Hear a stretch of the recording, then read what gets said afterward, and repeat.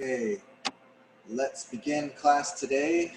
We're on lecture 8 today. You would have submitted your befriending assignment today. Were there any issues with that?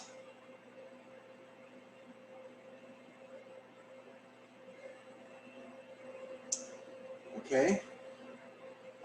Do you have any questions about the class or anything before we begin today's class Um, lecture? for my befriending assignment, I actually befriended the person for a while, but eventually, like she's like stopped. We stopped like being in contact. Is that okay? Because I was in contact with them for like a long time before they stopped. Is that all right? Okay. Yeah, that sounds okay. If you were not able to meet for a whole hour, anyone, then just make mention of it and the reason why you were not able to meet. Well, it's a little late now. I think you've already turned in your assignment, um, but I would have accepted, or I will accept, if you're unable to meet for a full hour for whatever particular reasons. Any other questions or comments? All right. Today's lecture, let's get to it.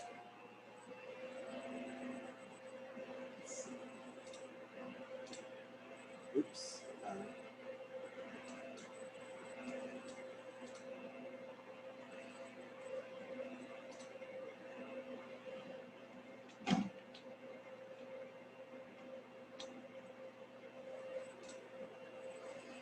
Okay.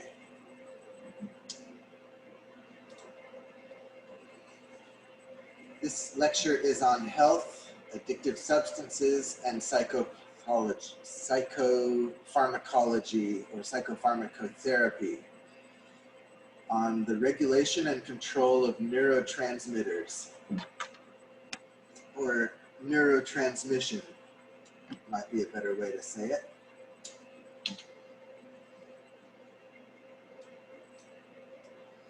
Substance use disorder is defined as a person, a condition in a person who has the condition of a substance use disorder, often uses more of the substance than they originally intended to, and continues to use that substance despite experiencing significant adverse consequences. So it seems that when a person uses more of or more often a substance that they seem like they don't want to use, but they're using anyway. So there's some kind of conflict between what they want and what they're doing. If there's such a conflict, that suggests a substance use disorder. What about when people are, when a person keeps using a drug, but they don't report any adverse consequences? They say that they're happy to lose their job, happy to drop out of school, and happy to lose all their friends and family. Well, we would judge as outside viewers that the person is not making rational decision making because they are influenced by the drug. So it is kind of not entirely a subjective decision or judgment. We judge from the outside of it, and I think we need to. All right.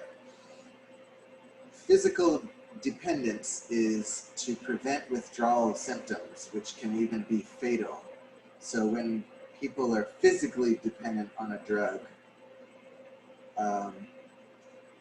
we need to be careful about how we recommend they get off of their physical dependence. Cold turkey is not always the safest or best approach. For example, alcohol withdrawal can be fatal if someone is very highly addicted, physically addicted. Psychological, so going back to that point, the physical addiction, getting off or getting past the withdrawal effects would be safer by a cutting down gradually approach, or the use of some other medical intervention. Psychological dependence is for non-physical needs. So this is when people experience a psychological dependence, they depend on the drug to achieve or maintain some change in their conscious state to something that they deem desirable. Withdrawal symptoms experienced when a drug use is discontinued are usually opposite to the effect of the drug itself. So for example, when someone gets off of sedatives, they may experience unpleasant arousal and agitation from caffeine. Unpleasant arousal and agitation. So that's what happens when you get off of a sedative. Whereas if you get off of caffeine, you might experience some foggy brain or moodiness. And if you're trying to get off of morphine or analgesics, painkillers, and then you might experience pain and being ill at ease psychologically, if not physically. Are there any questions about this slide?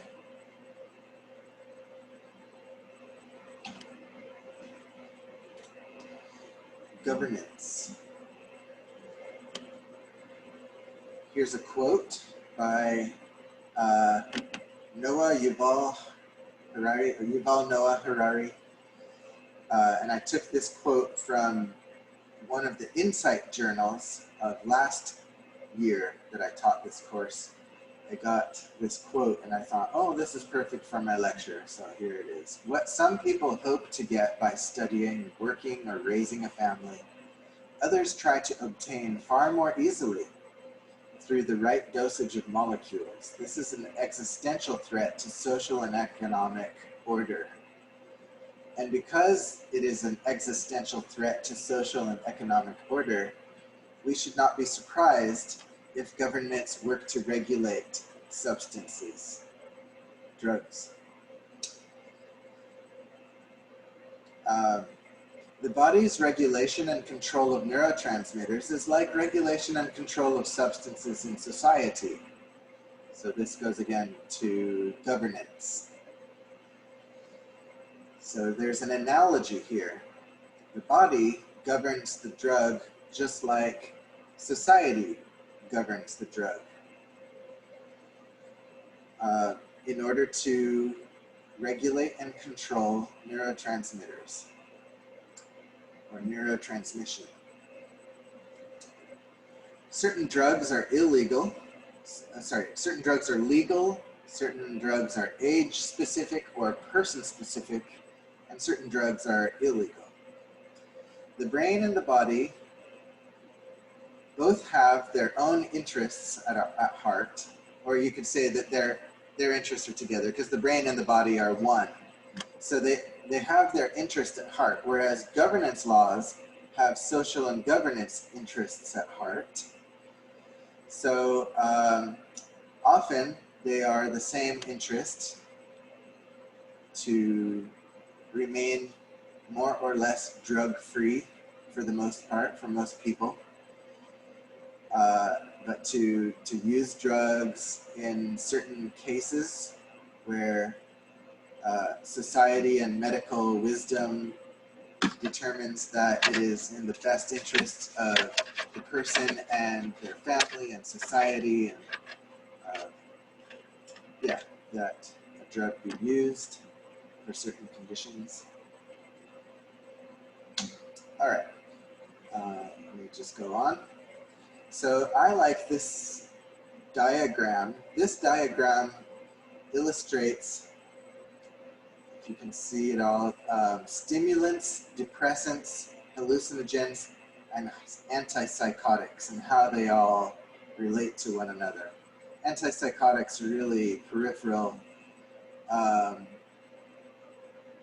Antipsychotics are rarely abused or talked about in terms of addiction susceptibility, but they might have some addictive component, whether physically or psychologically, but we don't really think about that much because there's no particular incentive that people have to use or abuse antipsychotics other than to blunt or control psychotic tendencies or delusions or breaks with reality.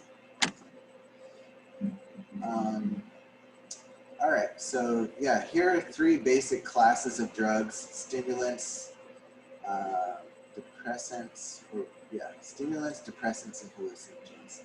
And you can see that they overlap in a number of these can be dual classification or even triple classification between these 3 categories.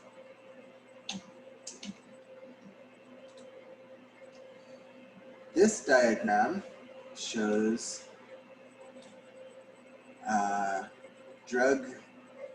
the susceptibility to drug dependence as a factor of which drug we're talking about, and also their harm, the physical harm that they might cause, and a measure of social harm is also factored into the plot on the right.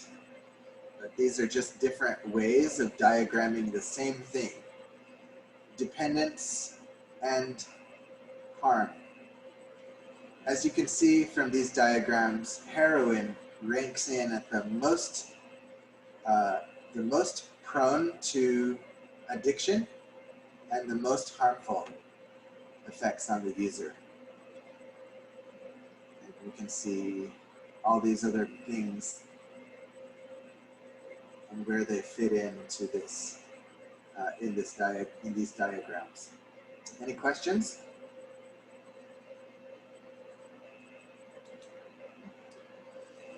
All right, so I'm going to discuss these classes of drugs one by one. Depressants, or also called sedatives or downers, because they tend to reduce activity of the central nervous system. They have a quieting effect on the brain. They include alcohol, barbiturates like sleeping pills, and others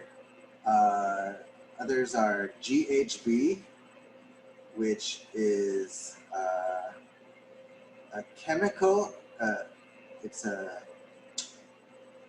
man-made chemical that stimulates one of the neurotransmitters, one of the neurotransmission sites in the brain. I think it's the GABA. I'm not sure about that one. And there's other GABA agonists, such as alcohol is a GABA agonist.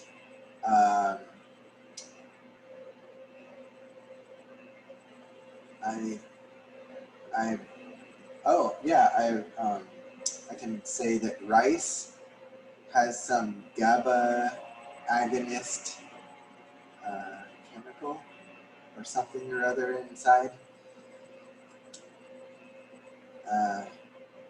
Anyway, these things have a slight they have a quieting effect on the brain. They can reduce activity rate, or the firing rate of neurons in different parts of the brain, or generally the whole brain in general. These may treat anxiety and insomnia. So yeah, if you have insomnia,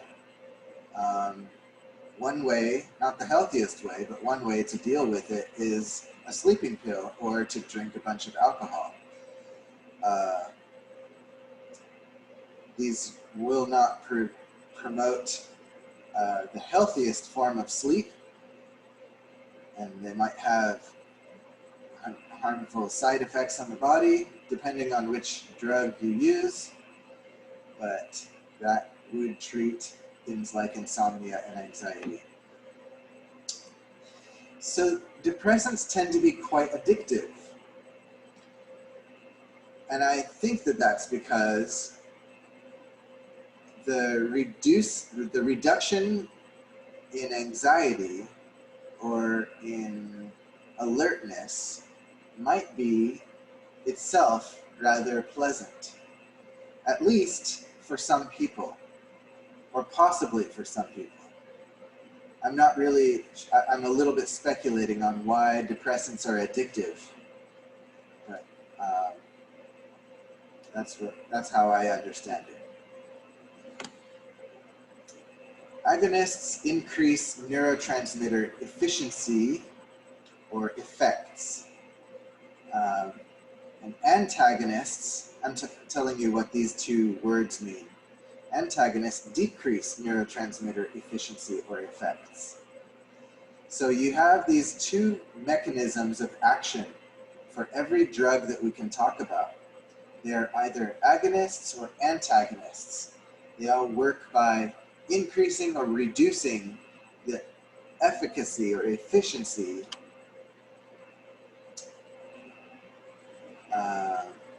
the effectiveness of neurotransmission at certain sites in the brain. Any questions?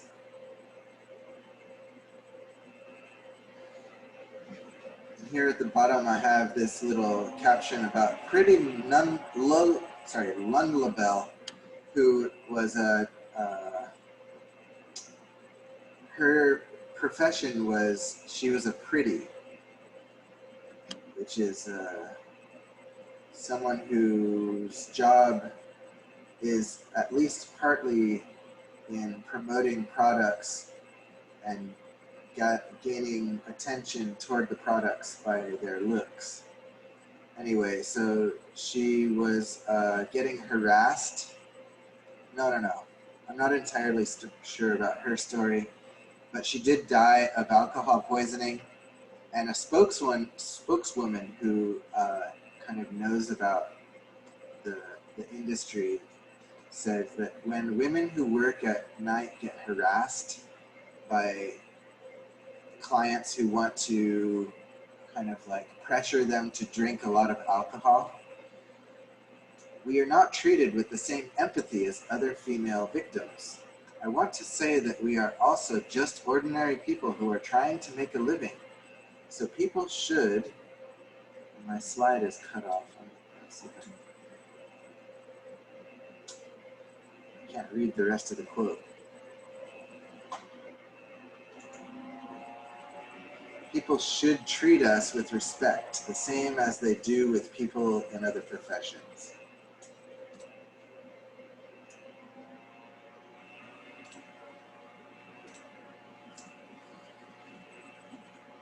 Stimulants. So going back to the story with Pretty Lundlebel, it's just a sad story that she died of alcohol poisoning because she didn't know how dangerous it was until after she had already over-ingested. And I included that on the slide just to give a little warning out to all of you that alcohol, even though it is a very common drug that is pretty legal, it doesn't mean that it's safe. People die of alcohol poisoning, especially young people, because they are less aware of the danger of alcohol over-ingestion. So just be aware that alcohol is a poison. It's a mild poison. Anything can be a poison when taken too much. So alcohol is not, I wouldn't call it a poison. It's not a poison until you drink too much of it. And then it can kill you. Stimulants are drugs that tend to increase overall level of neural activity.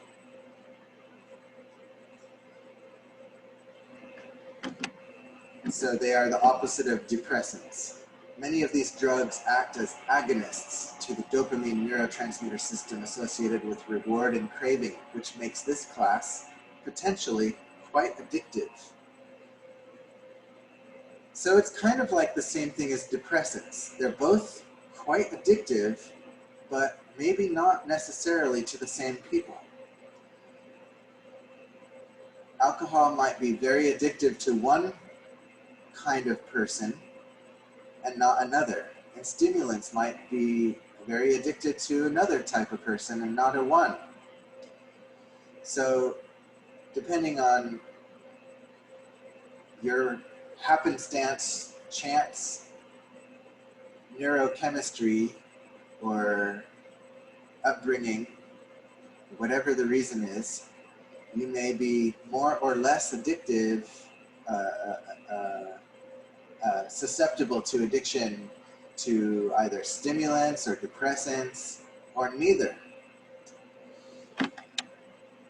Or painkillers. That's another class that I didn't mention on this slide back here.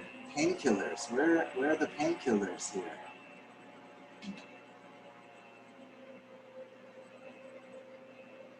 The painkillers tend to be ignored in these diagrams, but painkillers are a new class of drugs that are very highly addictive, and they really belong up on this list, on these charts.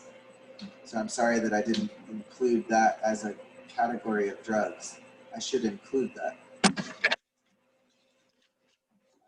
will make a note for next year's lecture.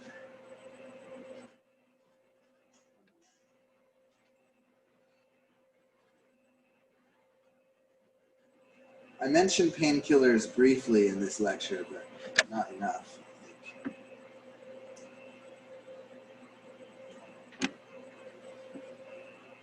Actually, come to think of it, painkillers tend to be linked, grouped, categorized as depressants.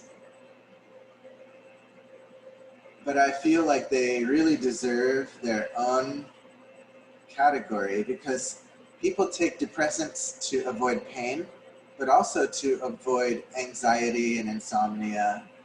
So there's other reasons. So depressants is quite a large category. Painkillers is a subcategory in depressants, but it's a very major one, deserving of its own category.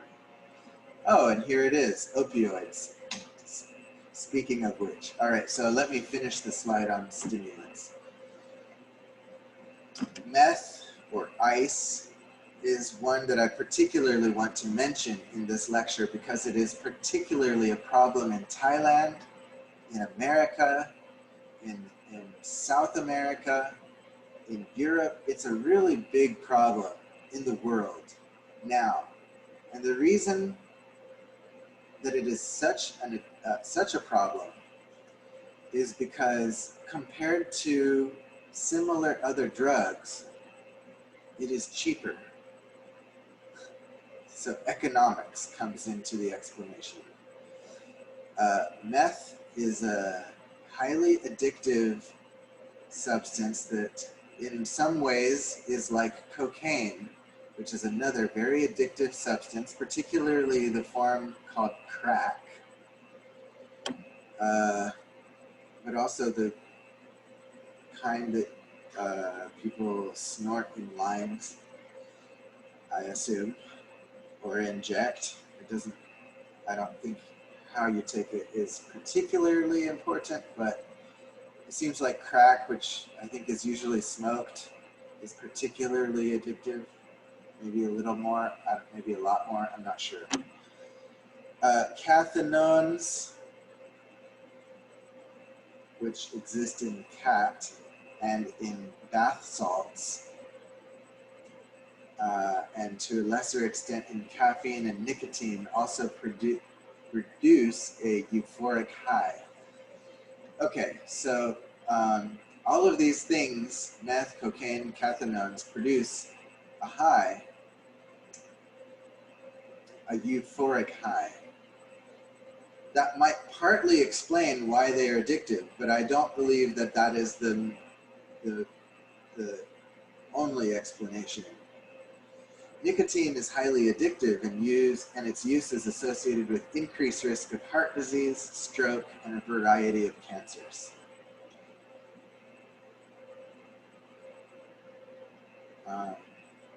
I could talk about what some of these other drugs are associated with. Meth is associated with very rapid aging of the body and its organs. So people look old and damaged. Basically, it cuts your life short prematurely. You're by unraveling the ends of chromosomes. I forgot the technical name, but it seems to do damage on the DNA replication process. Cocaine, besides being highly addictive, what else?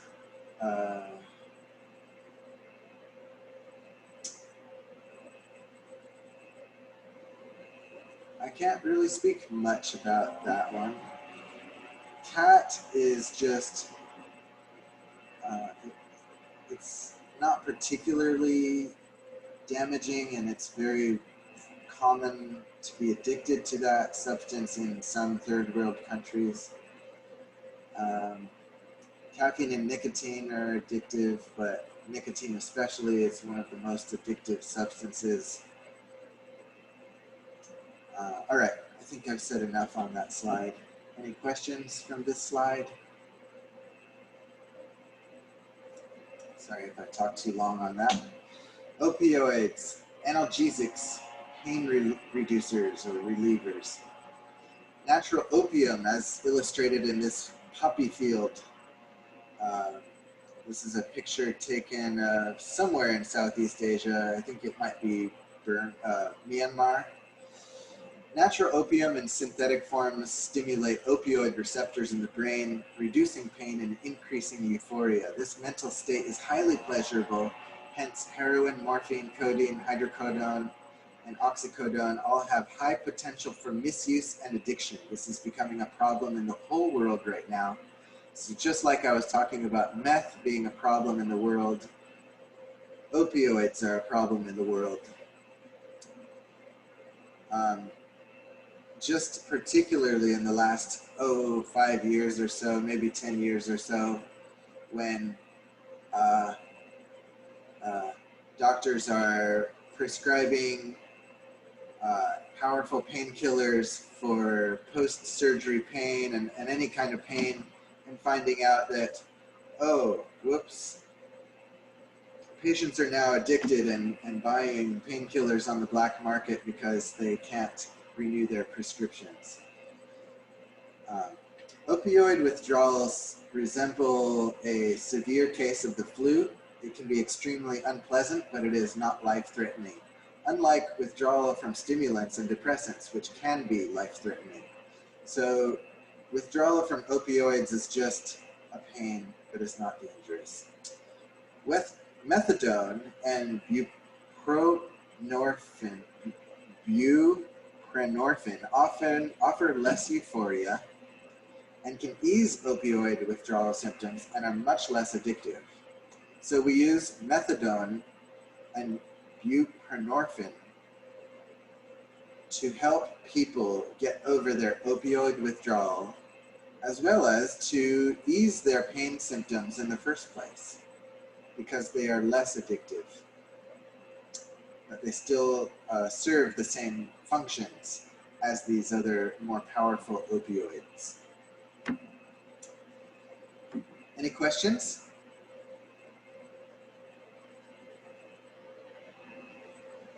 Is opium illegal? Opium is illegal. But the one way that it's not illegal is in taking the raw product from the opium field to its pharmacology, whatever companies have the license to manufacture painkillers from opium. Thank you. Mm-hmm.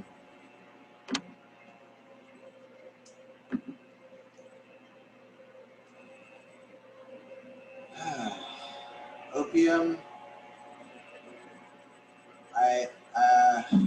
My history of Thai law, or my knowledge of Thai legal history is too uncertain to say when opium became illegal in Thailand.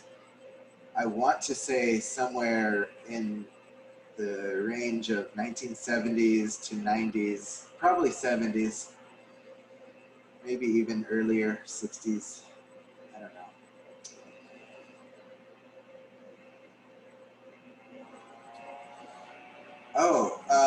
Opium. There's a neat history about opium being forced upon China By the UK. by the UK, Yeah, I remember. by Great Britain. They were doing business with China, and China did not want to import opium anymore, or opioids, and Great Britain more or less forced China to accept opium for trade in order to get Chinese people hooked and to have a persistent demand for the product because it was such a moneymaker. Yeah. So it is interesting if you consider the economics of addictive trade, of the trade of addictive substances.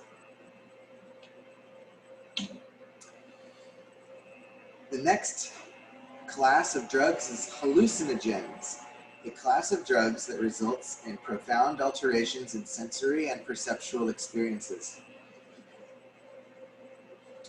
Users may experience vivid visual or bodily hallucinations, for example, feeling as if you're a giant, not because you see the whole world, from a taller standpoint, but maybe it's a sense that you feel without your eyes, because we have a lot of senses that are non-visual, and one of them, like kinesthetic sense, is your sense of where your body is positioned in space. Having that sense, even with your eyes closed, that's a sense. And we have a lot of body sensors, kinesthetic sense. So like feeling like you're a giant, even when you don't look like a giant, would be an example of a hallucination, for example. Or having a skewed perception of the passage of time, where you think that more time has passed than it has, or less time has passed than it actually has. They are varied in terms of the neurotransmitter systems affected. Mescaline and LSD are serotonin agonists. PCP and ketamine are NMDMA glutamate receptor antagonists. So these drugs are working in entirely different neurotransmitter ways, and yet they're both hallucinogens. Most hallucinogens have low abuse potential. Those having high abuse potential include something called DXM, nitrous gas, or nitrous oxide gas, PCP, and ketamine. The dissociatives on slide 4, which are both hallucinogens and depressants. They are NMDA antagonists. So there may be something about that class, that subclass of hallucinogens that makes them have some addictive potential. whether it's because of the depressant quality of the drugs or because of the NDMA antagonism. I don't know the reason, but that seems to be the pattern that we can observe. I'll point it out on slide 4. So it's the drugs that are right in this overlap zone that are called dissociatives. Those have some mild addictive potential. How about MDMA? That has a little bit of addictive potential too. These others don't seem to have much addictive potential. Neither does this. Neither do these. If you can see my arrow. Okay.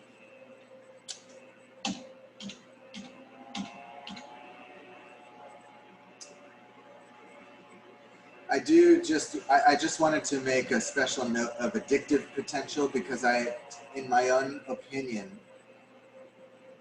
that's the thing that we should be most concerned about when it comes to talking about drugs.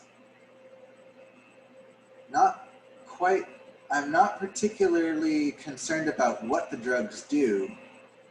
I'm more concerned about how addictive they can be. So that's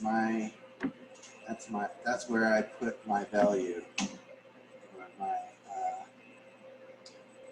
my opinion about something worthy of consideration in the topic of drugs. Psychopharmacology. Much of what psychologists know about the functions of neurotransmitters comes from research with drugs that improve or exacerbate psychological disorders.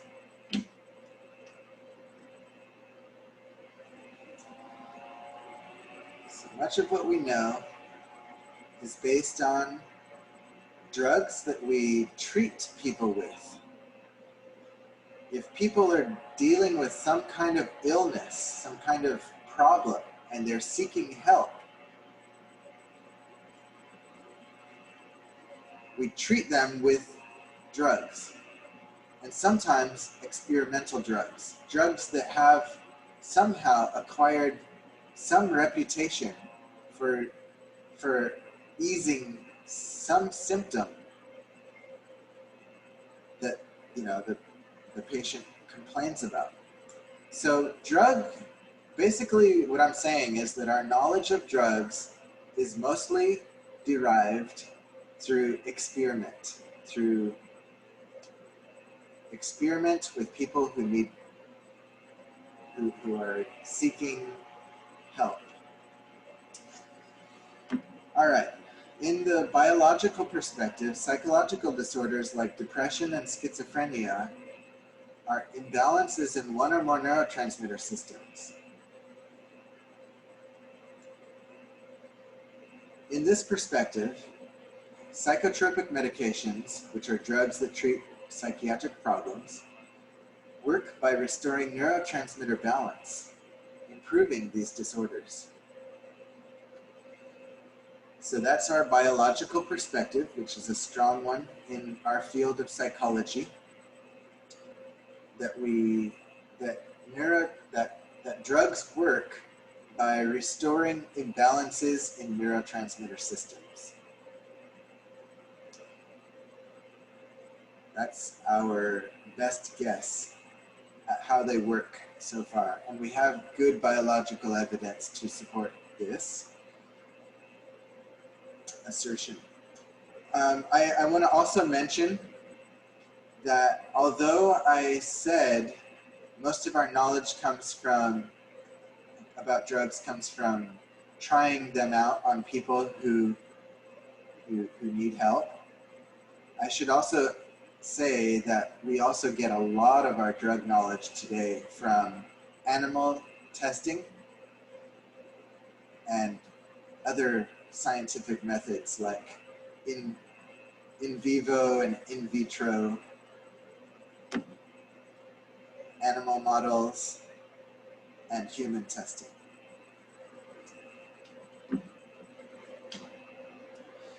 This is a table that you don't need to memorize, and you don't really need to study it.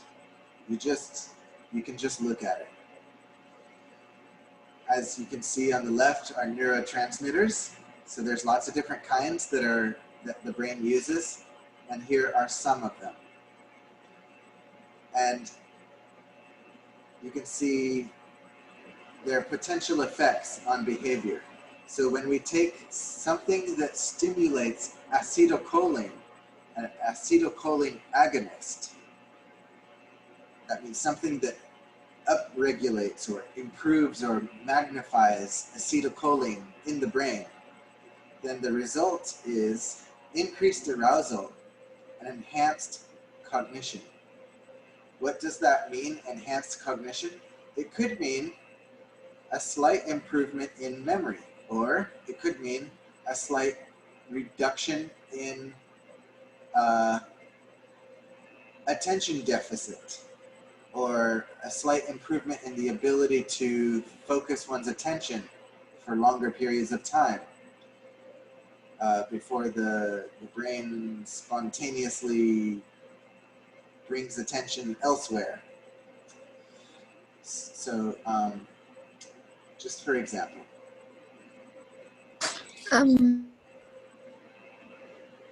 Yeah, any questions? Oh, hi, I want to ask, like you said, like, what do you mean by most hallucinogens have low abuse potential? It means that, oh, thank you for asking. Abuse in that context means addictive potential. So it's less addictive? Right, they're less addictive. Hallucinogens? Yeah. Oh, really? Thank you. Hallucinogens are generally non-addictive. Now, there's two ways to abuse drugs. Using them too often or using too much of them. So you could abuse a drug by using too much of it. Hallucinogens are usually not abused by taking too much of them either. But that can happen. So people can take too much and people can be addicted, but it just doesn't happen often. It's not a prevalent problem. People are not that addicted to LSD? Right, that's right. Okay, thank you. Mm-hmm.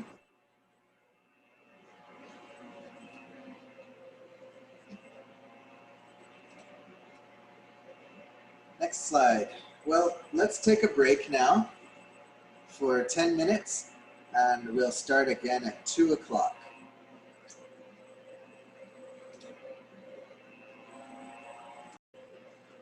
I'll continue with the lecture now. Addiction. Some addictions are chronic conditions characterized by compulsive, drug-seeking use and abuse. Changes in the brain can lead to the repetitive use of a drug. Drug addiction is a relapsing condition. A relapsing condition is a good way to describe many drug addictions because it describes how people can quit many drugs for years and then return to them. So not all drugs are like this, but alcohol is one, tobacco is one. They can be relapsing conditions. In 2014, 8.5% of the United States, 12 and older, needed treatment for an illicit drug use problem, including prescription medications, marijuana, and alcohol. That doesn't mean that 12-year-olds are particularly frequent drug abusers. It just means that we can measure the population from 12 and up or 18 and up or whatever arbitrary age we use. But in this study, they measured teenagers and upward to capture the full spectrum of the population. 18.5% of those who needed treatment received any substance use treatment within the year of the survey, 2014. So you can see that drug dependence and this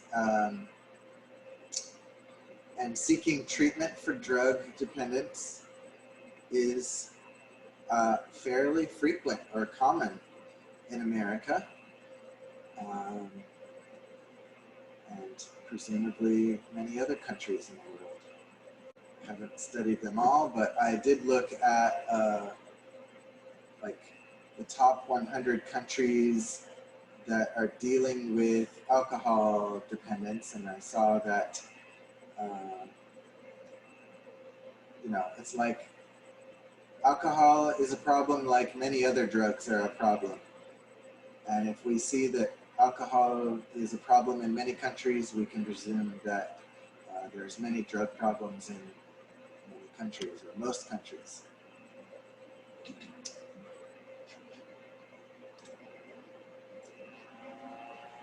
The brain on meth. Here's a quote from a YouTuber. I was a tweaker for about 6 years, but have managed to get to rehab and have been clean for a few years now. Meth is so damn addicting. The first time I tried it, I knew I was in trouble. I was up to daily use in no time, and the next 6 years were a nightmare. Nasty drug for sure. There are so many stigmas around it, like the whole faces of meth. I managed to keep my teeth and not pick my face off, but in the end, the stigmas never bothered me.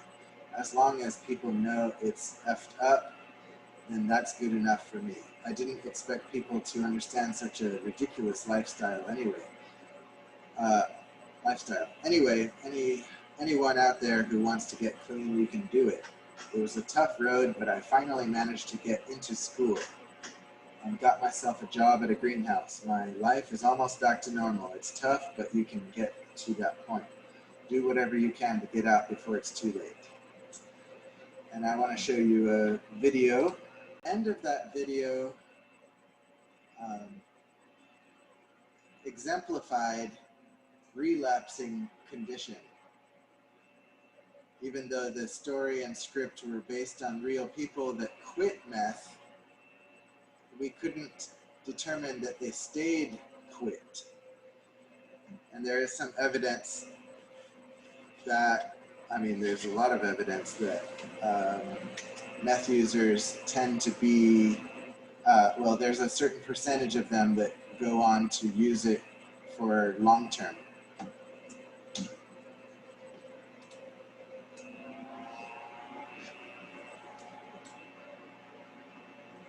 Using a substance repeatedly. Oh, and I want to make sure that I say that meth is not just not the only one. There was another slide that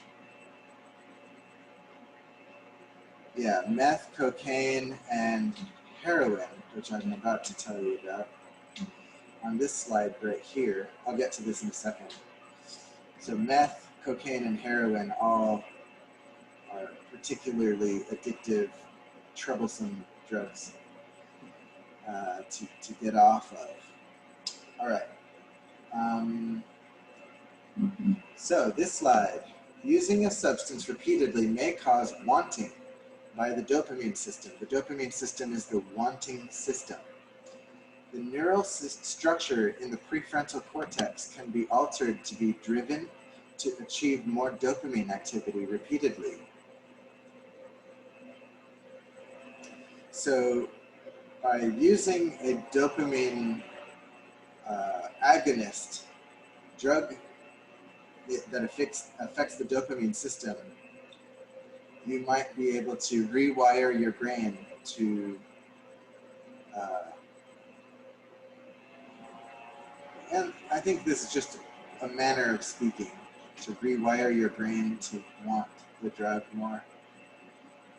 Really, it just means that you learned that that's a desirable substance.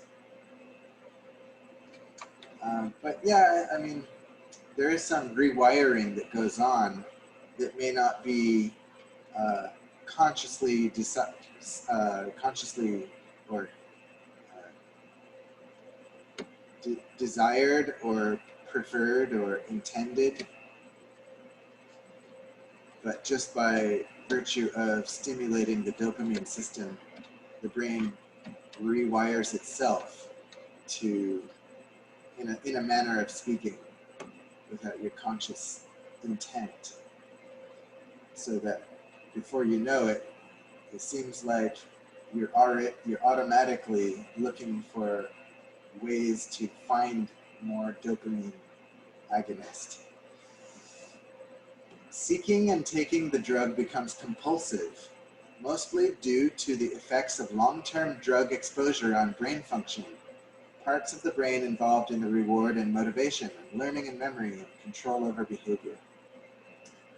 So the drug affects all these different parts of the brain system and seems to orchestrate them to fit with the pattern of taking the drug. Sometimes the drug is not a substance at all. There is such a thing as addiction to gambling and pornography and video games and sex. It is not the drug itself, but our responsiveness to it that identifies a serious problem. So anything that I say in this lecture on drugs being addictive is equally true for non-drugs that are addictive, such as gambling, these others. Therapy is lasting 3 months or longer appears to be more effective than shorter term therapies. So a good solid 3 months is effective. Substance, I mean, I don't know. I'm not saying how effective, but 3 or more months is more effective than shorter time courses of treatment.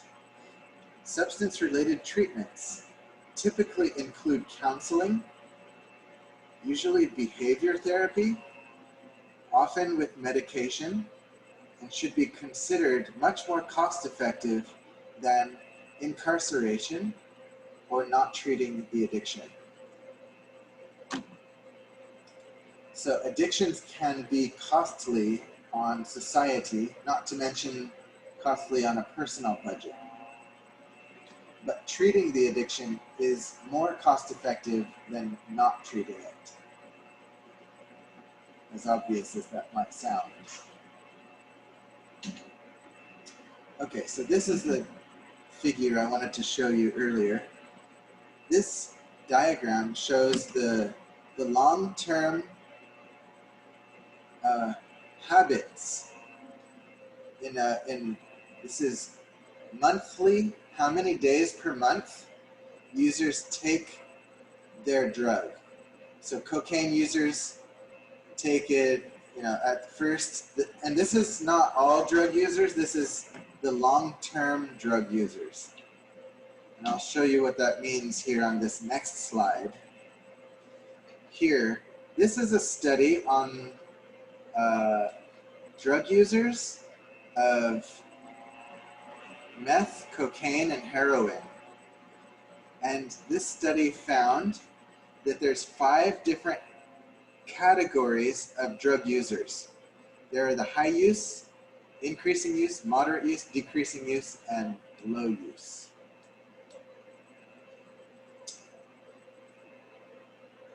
And you can see in this sample of nearly 2,000 users, 1,500 users, the different proportions of users that fell into these different groups.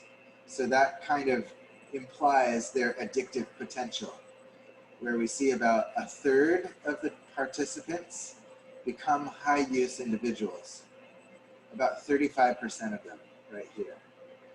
And then there's another higher percent that are moderate use. And a lower percentage of them are low use. But a significant percentage if you add up the low use and decreasing use together. But watch out, because there's also an increasing use group that they started out not using it much, but then after a few years they start to increase. So between the high use and the increasing use groups, we have about half of users of cocaine, meth, and heroin eventually become high use individuals. That's what I want you to take away from this graph. And this graph shows a period of 10 years, the 10-year history of people who have taken this drug. They're in the high use category, and they've taken it for at least 10 years. So this is what they're from day one to 10 years later, what their long-term use looks like, depending on which type of drug they use. If it's heroin, they tend to use it more often. So that's a more addictive substance compared to meth, which is also more addictive compared to cocaine. That's what I see from this graph, my own interpretation here.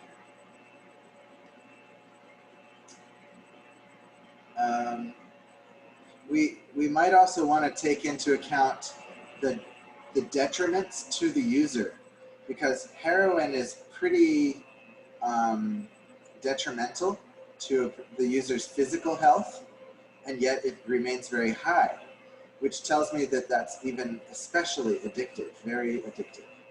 Whereas meth is a little less than heroin, but it's also very hard on the body, very damaging, and yet it's very addictive and very frequently used. So also a very addictive drug.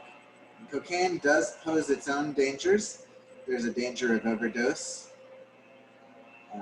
Users don't usually think about that, and yet they continue to use it despite the cost, because it's pretty costly. That suggests that it is pretty addictive. Any questions?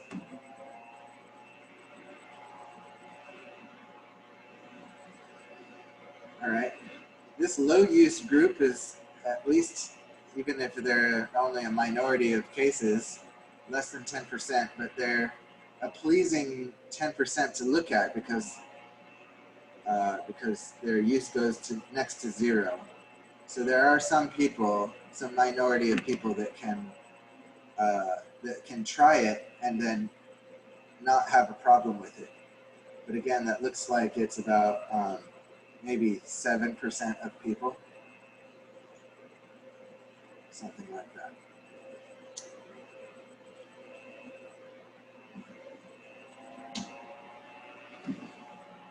Therapy for addictive disorders. The causes of addiction must be acknowledged. Addictions do not develop randomly. Evaluation and treatment for co-occurring mental health issues such as depression and anxiety is critical. Effective treatments are holistic. Not all treatments, but effective treatments are holistic. That means that they think about more than one viewpoint or philosophy of quitting, of beating the addiction. They aim to improve communication, stress management, relationship issues, parenting, vocation, and legal concerns. So when you take all of these concerns into mind, into the therapeutic approach, you get a more successful treatment approach because it's more holistic. It takes into account more factors that are involved in the complicated addiction picture. Group therapy and individual therapy appear equally effective. Group therapy is cheaper and capitalizes on the rewarding and therapeutic benefit of the group itself, such as their support, social support, peer support, affiliation, identification, and confrontation.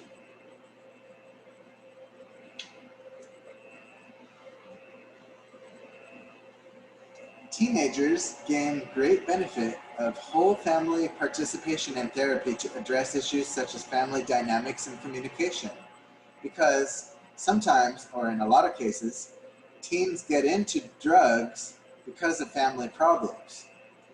So if you ignore the family in the therapeutic process, then you're ignoring one of the primary factors that causes or produces or drives the individual into the addiction in the first place. So if you ignore what's pushing the person into the addiction, you're ignoring a critical component. So effective treatments are holistic and consider the causes and the various factors that affect addictive potential for drugs. Prison populations. Treatment can help many drug-using offenders change their attitudes and beliefs and behaviors toward drug abuse. This is to help them avoid relapse and successfully leave a life of substance abuse and crime. So we can treat teenagers, we can treat prisoners,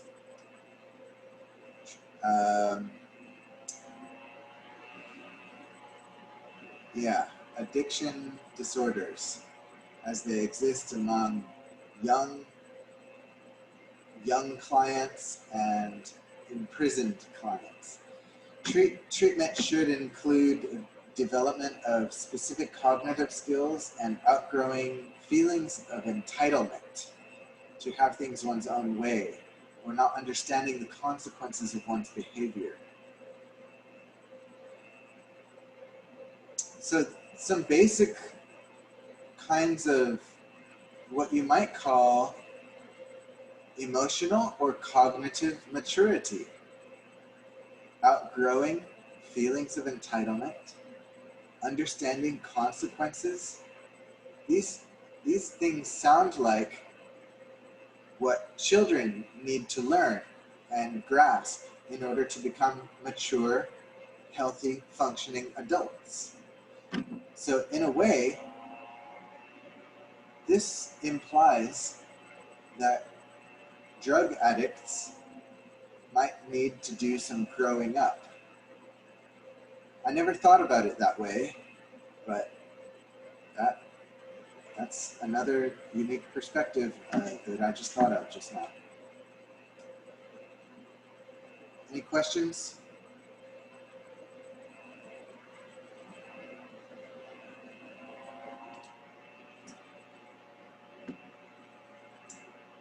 Therapy often includes detoxification as a first step, but I don't consider this really therapy. This is more like old or medical wisdom kind of therapy.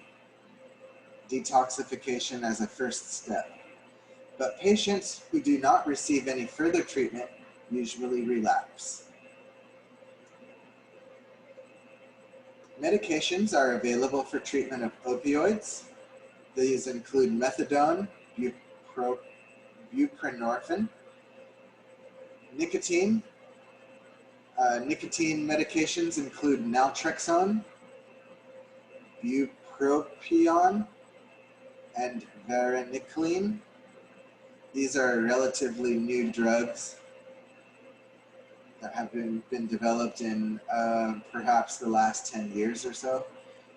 And alcohol addiction. Medications available for alcohol addiction include disulfiram, which is antabuse. which is used in classical conditioning to create discomfort when combined with alcohol, causing the rapid heart rate and discomfort, nausea, pain, that I mentioned before in the learning lecture. And that is effective for those who can stick with it. But but a lot of people don't stick with antabuse or disulfiram for classical conditioning because it's uncomfortable, it's painful. Another one is acamprosate to ease withdrawal symptoms from alcohol. Another approach to therapeutic, to dealing with addiction or overcoming addiction, I should say, is AA. AA, or Alcoholics Anonymous, is always a group therapy. It's not one-on-one.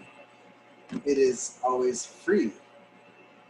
It is an organization which almost doesn't even call itself an organization because there's no central organizing government or leadership. Each alcoholics group follows a list of principles, but they operate pretty much autonomously, anonymously, independently of all other groups, besides following the basic principles and credence of the program. It is effective for those who can stick with it, but many drop out. Many have attested to AA's effectiveness in their lives, helping them to overcome alcohol addiction and regain their satisfaction and their personal control in their lives and their success in their families and jobs and stuff. This follows the principles of AA. Different daily struggles characterize users of different narcotics, so it is nice to form a community of those struggling together for social identification or understanding, social understanding, and support, social support. The tenets and principles and framework of AA has been extended to be used with other narcotics, such as meth, cocaine, heroin, and other kinds of addictions like alcohol, gambling, sex addiction. There are groups that are specifically tailored to the particular addicting substance or activity, and they're advertised as such. For example, Sex Addicts Anonymous and Meth Addicts Anonymous, and so on. And in other cases, a group will be composed of a mix of people. It'll just go under the name of Alcoholics Anonymous, and it will continue. It will welcome members of any addiction, and addiction will be talked about in a ambiguous or general way, sometimes talking about alcohol, sometimes talking about your drug, whatever it happens to be. Anyway, I can attest to the positive role that AA plays in the community and how helpful it can be. Therapy for addiction disorders continued. I don't want to go into too much detail on these, but there's cognitive behavioral therapy, there's motivational incentives, there's new approaches such as this app that was developed in 2017 and is the first app to receive FDA approval as a mobile application to treat substance use disorders. That's just one example. I'm sure there's going to be a whole lot more that are going to be approved or become popular. There's multi-dimensional family therapy. There's motivational interviewing. All of these things are just labels for different therapeutic approaches. You can read their descriptions right here on this slide. Any questions?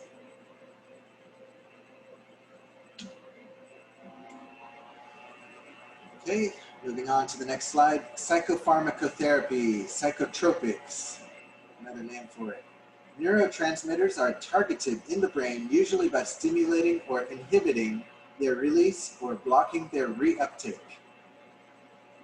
So stimulating means agonist, it's an agonist, or inhibiting release, that would be antagonist. Blocking reuptake would be agonist. Agonist because if you block a neurotransmitter from being reuptaken, which means recycled, taken back into the sending neuron, that means removed from the neurotransmitter's synaptic space where it could stimulate the subsequent neuron.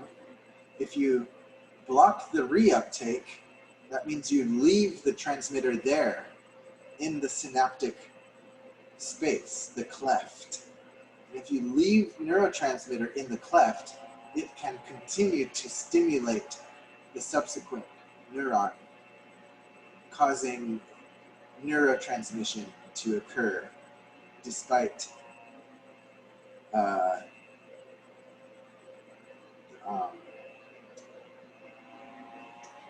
despite the sending neuron from not even releasing neurotransmitter.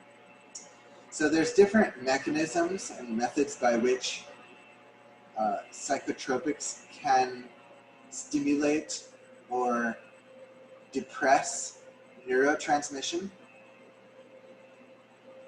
Those are some. In the early days, use was mainly for sedation. So psychotropics were mainly sedatives only. Then in the 1950s came the establishment of chlorpromazine for psychoses, lithium carbonate for mania, as in bipolar disorder, tricyclic antidepressants, or TCAs, monoamine oxidase inhibitors, also called MAOIs, benzodiazepines,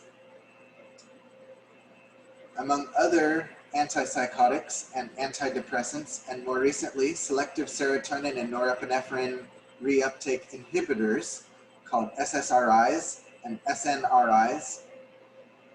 We've also got antidepressants, which are MAOIs, TCAs, and SSRIs, and I should say SNRIs as well. We've got antipsychotics, which are postsynaptic dopamine receptor blockers. We've got stimulants, such as for ADHD and narcolepsy. These include Ritalin and Adderall. Mood stabilizers include lithium and a number of anticonvulsants. Any questions about this?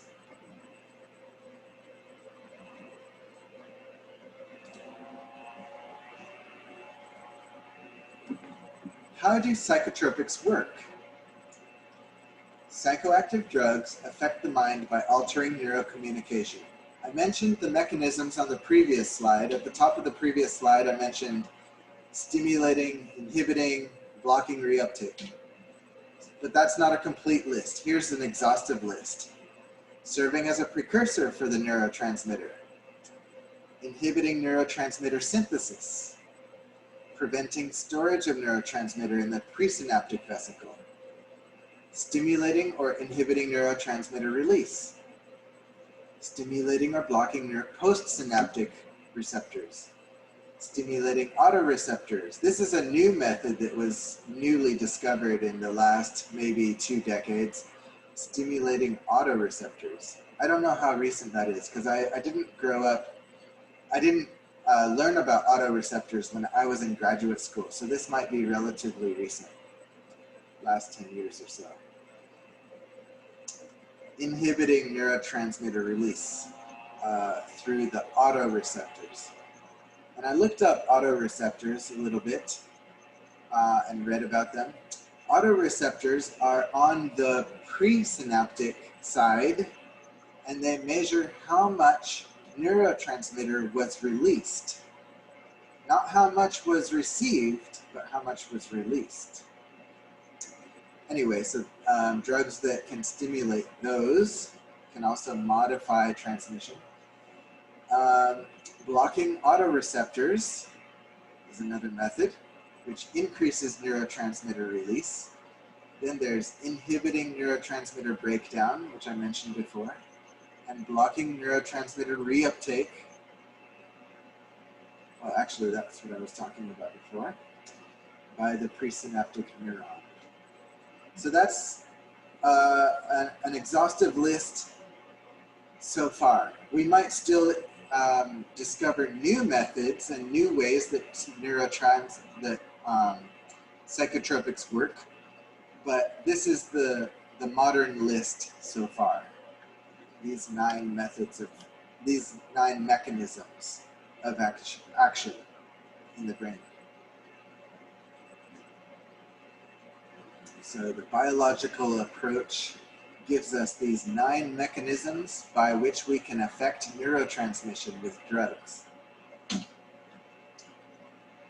Next, we move on to another topic. This is the topic of cosmetic psychiatry.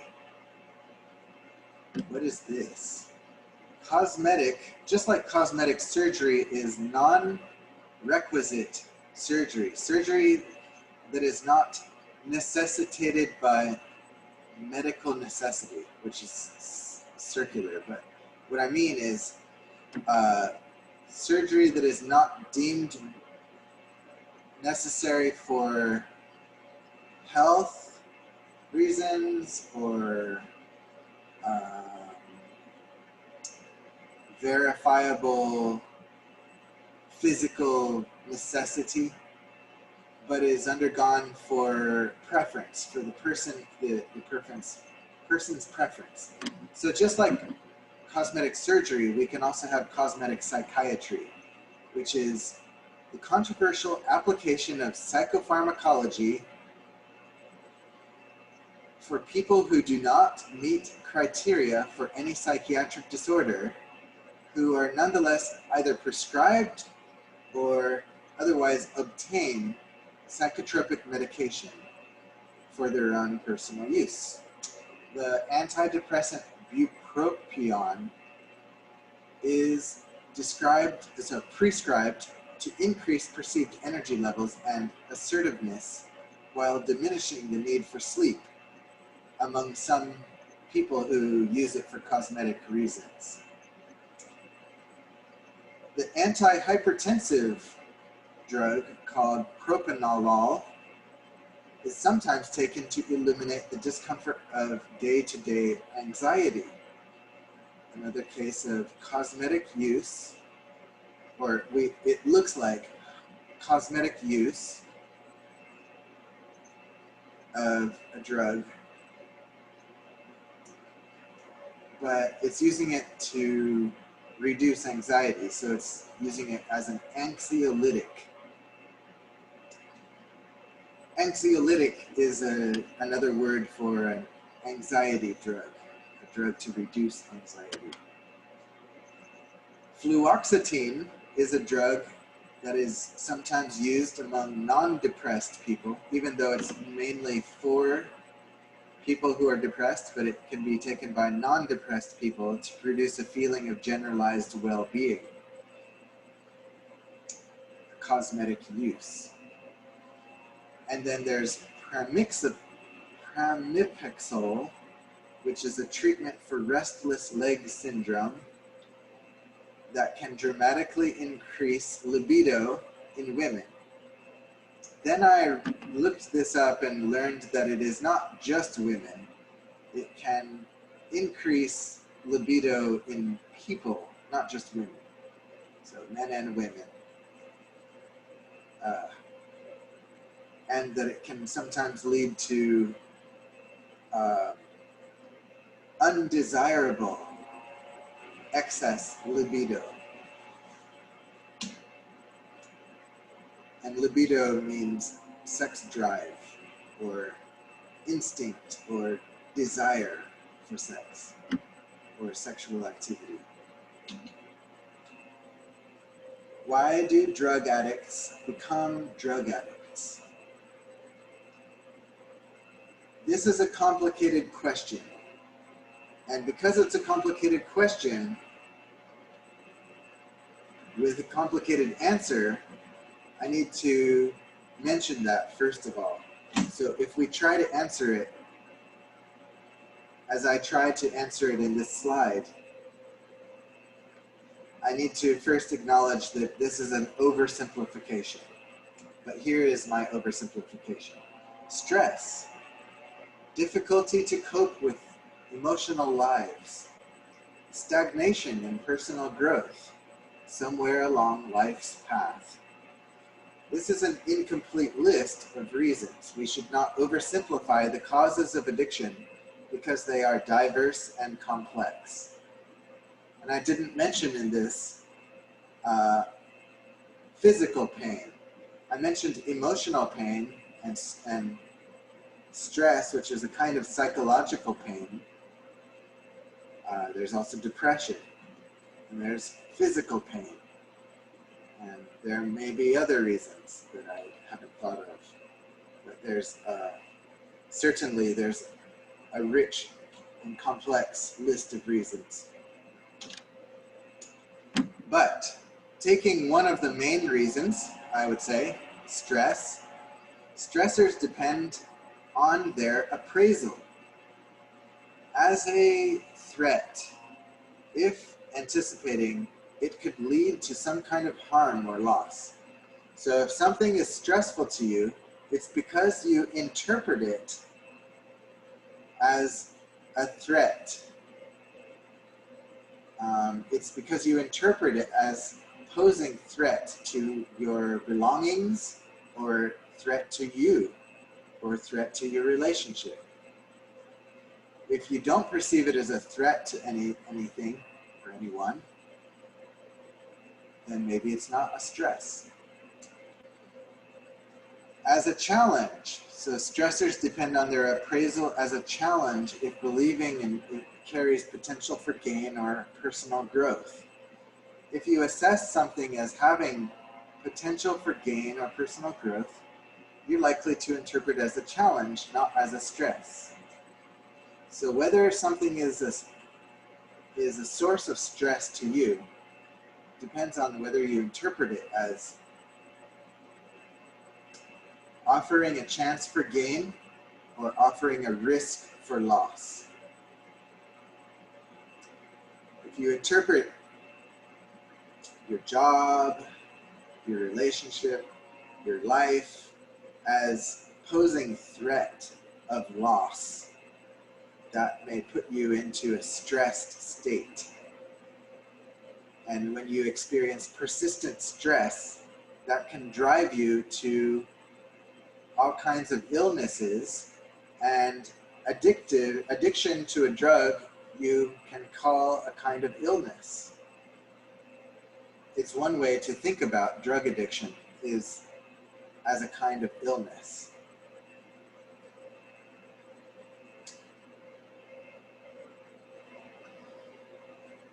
So, next bullet point, secondary appraisal. Options available to cope with said stressor, how effective such options will be. What do I mean here? I have to remember.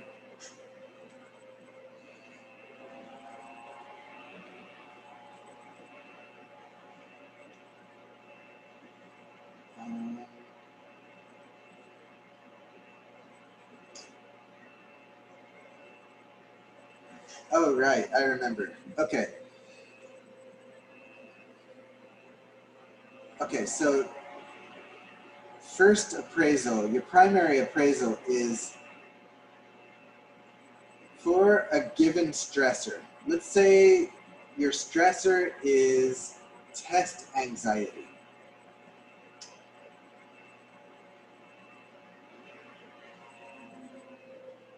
Then how do you deal with that anxiety? Do you deal with it by sharing your concerns with the teacher? If you do that, or if you think about that as a coping technique, then that itself will bring some kind of appraisal, because that's how you're coping with the primary stressor. So that coping technique, then you have to appraise that coping technique, and it may come with its own source of stress, like whether or not you want to talk to your instructor about your test anxiety. So there's stress at both of those levels, and stress is one factor that may drive people toward drug addictions.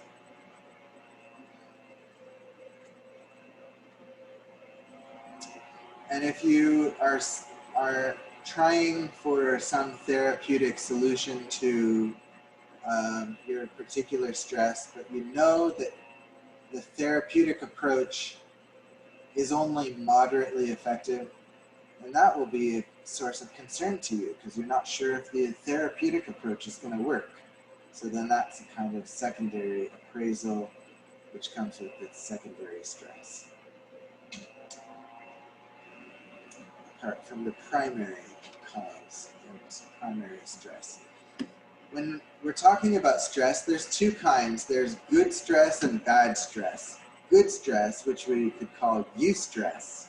EU means good.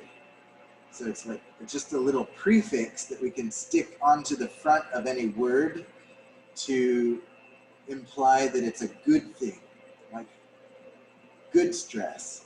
When stress exceeds an optimal level, it is no longer a positive force. It becomes excessive and debilitating. And people feel burned out and fatigued and exhausted, and performance declines and health erodes. So we don't want bad stress. We don't want stress that goes beyond an optimal level. But what is optimum?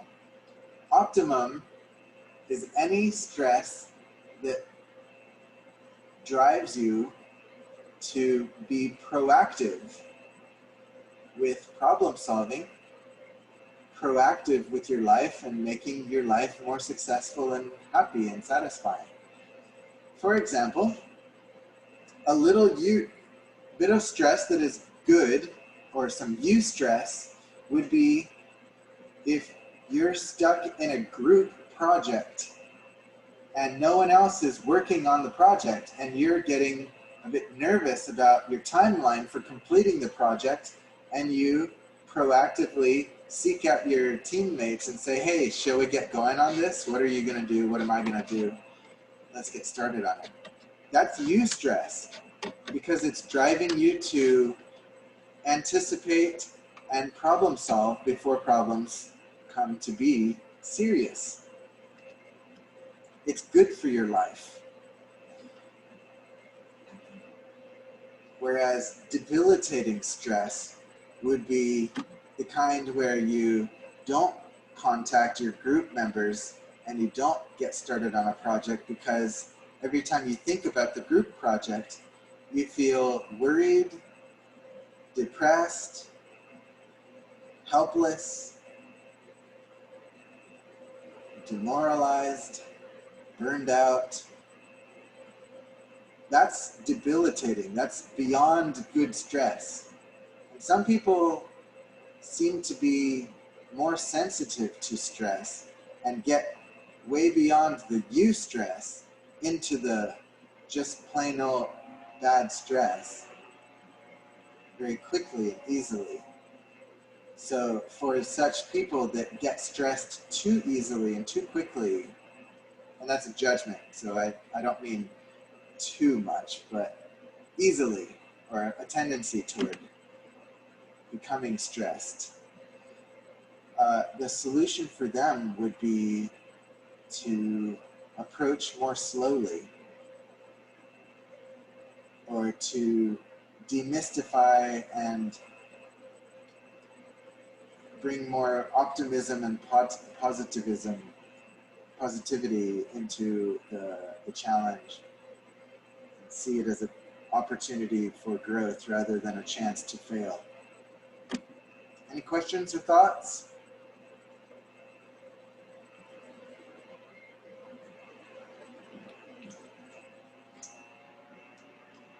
I think we could take another break. So how about if we take another break, another 10-minute break. So it's 2:54. Come back at 3:05. Okay, 11 minutes.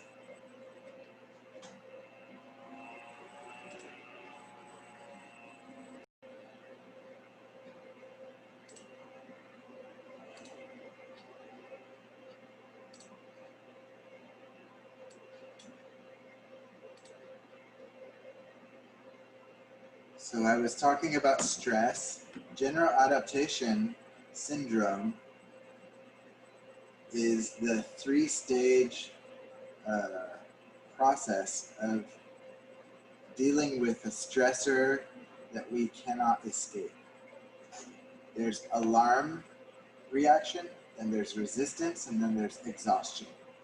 This process involves the work of two systems, the sympathetic nervous system and the hypothalamic pituitary adrenal axis. It's a long word. So the HPA axis and the sympathetic nervous system. The sympathetic one is the fight or flight response system, as it is so often called. Fight, flight, or freeze. The sympathetic nervous system triggers arousal via the release of adrenaline from the adrenal glands, causing the fight or flight response to stress, accelerated heart rate, and respiration. The HPA axis is the hypothalamus releases corticotrophin releasing hormone or factor, a hormone that causes the pituitary gland to release adrenocorticotropin hormone, which is called ACTH, which then activates the adrenal gland to secrete a number of hormones into the bloodstream, including cortisol. Cortisol is one that has been frequently measured and associated with stress, so it is called the stress hormone. It does not cause us to feel stress. It is simply, it's a downstream response from the HPA axis, hypothalamic pituitary adrenal axis, which is a system of glands that that communicate with each other to modify one another's activity and modify the activity of systems in the body to cope with stressful things in the environment. Stress from adapting to life. There's events, there's hassles, and there's friends, there's social life. These can be sources of stress, or they can be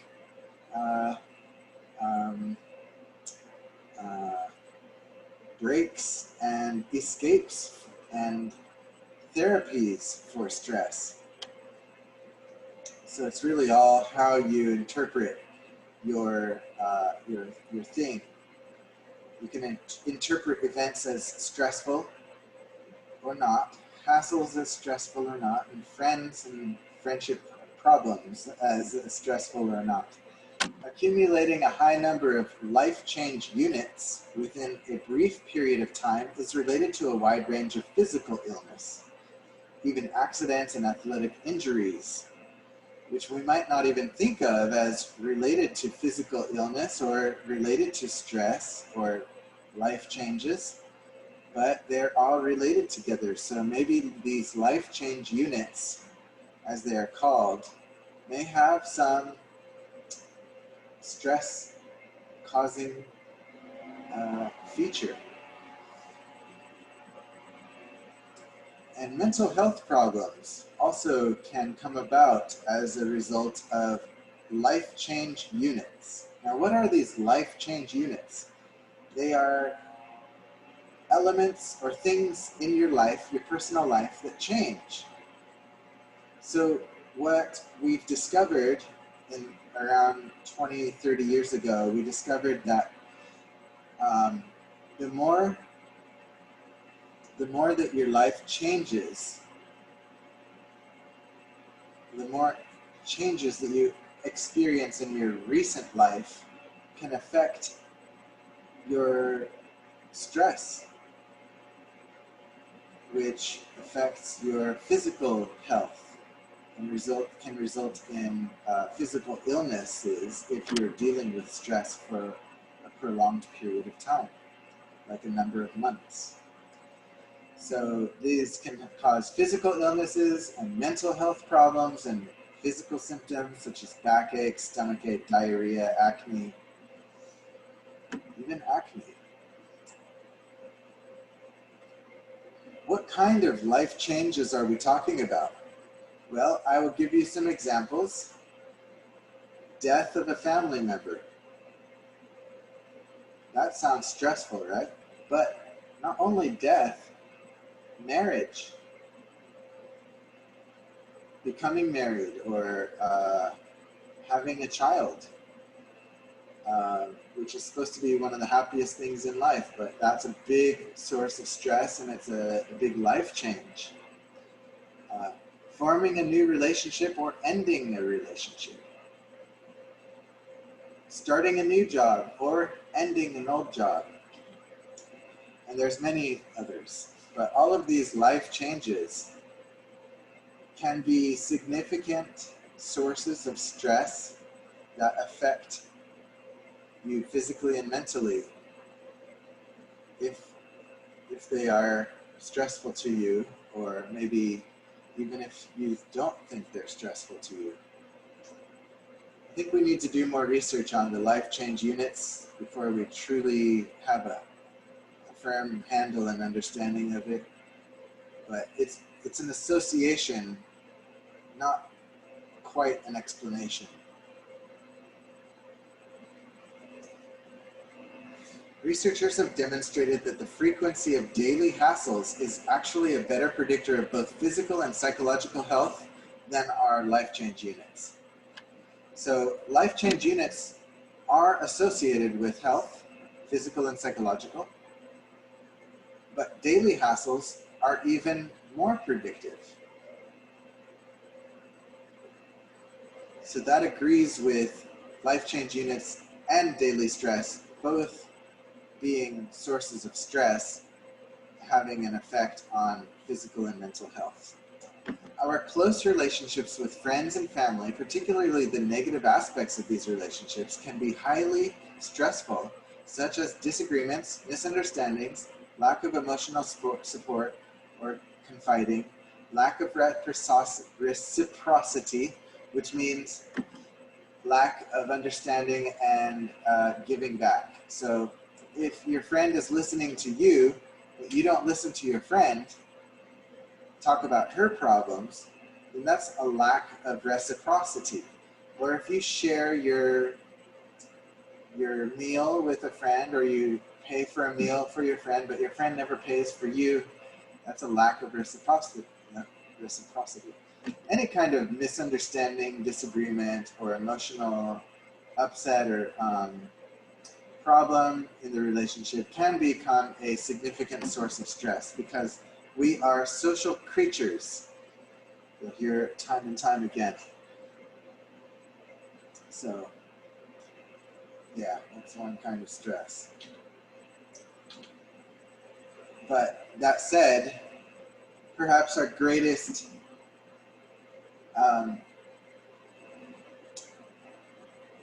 our greatest net to keep us, or our greatest lifesaver from terrible stress, is our friends.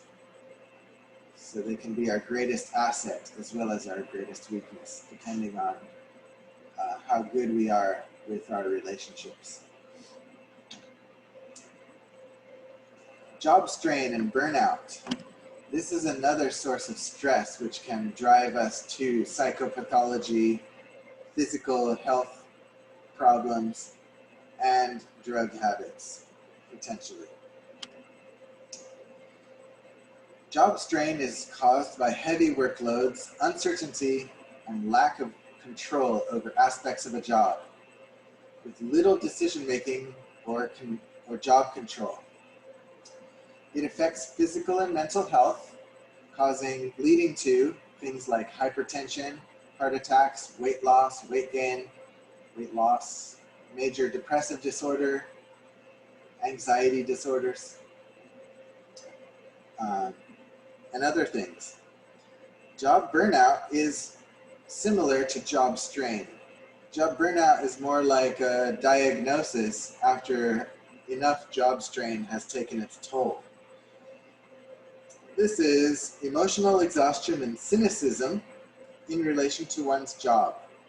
This is frequently occurring in human service jobs, like teaching and therapy and coaching. This consists of 3 dimensions.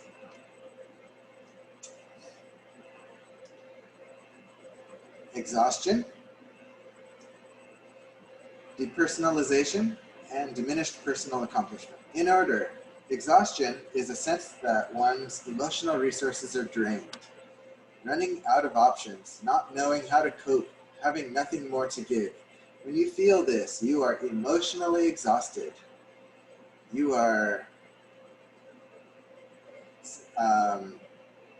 you're out of resources to deal with it.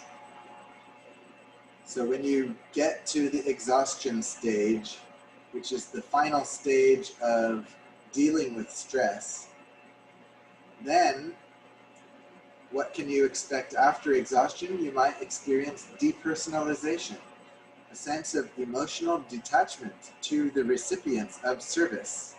That means that you may no longer care about your client if you're a therapist, or you may no longer care about your customers. You might be callous and cynical or indifferent to their needs and their concerns.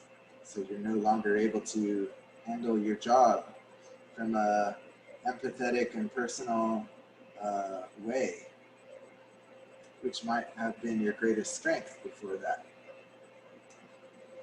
And a third thing is diminished personal accomplishment.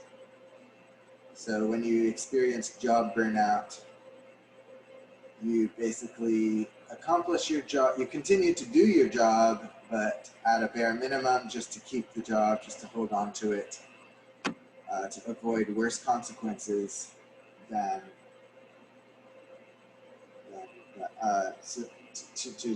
to hang on to your job so you don't lose your job.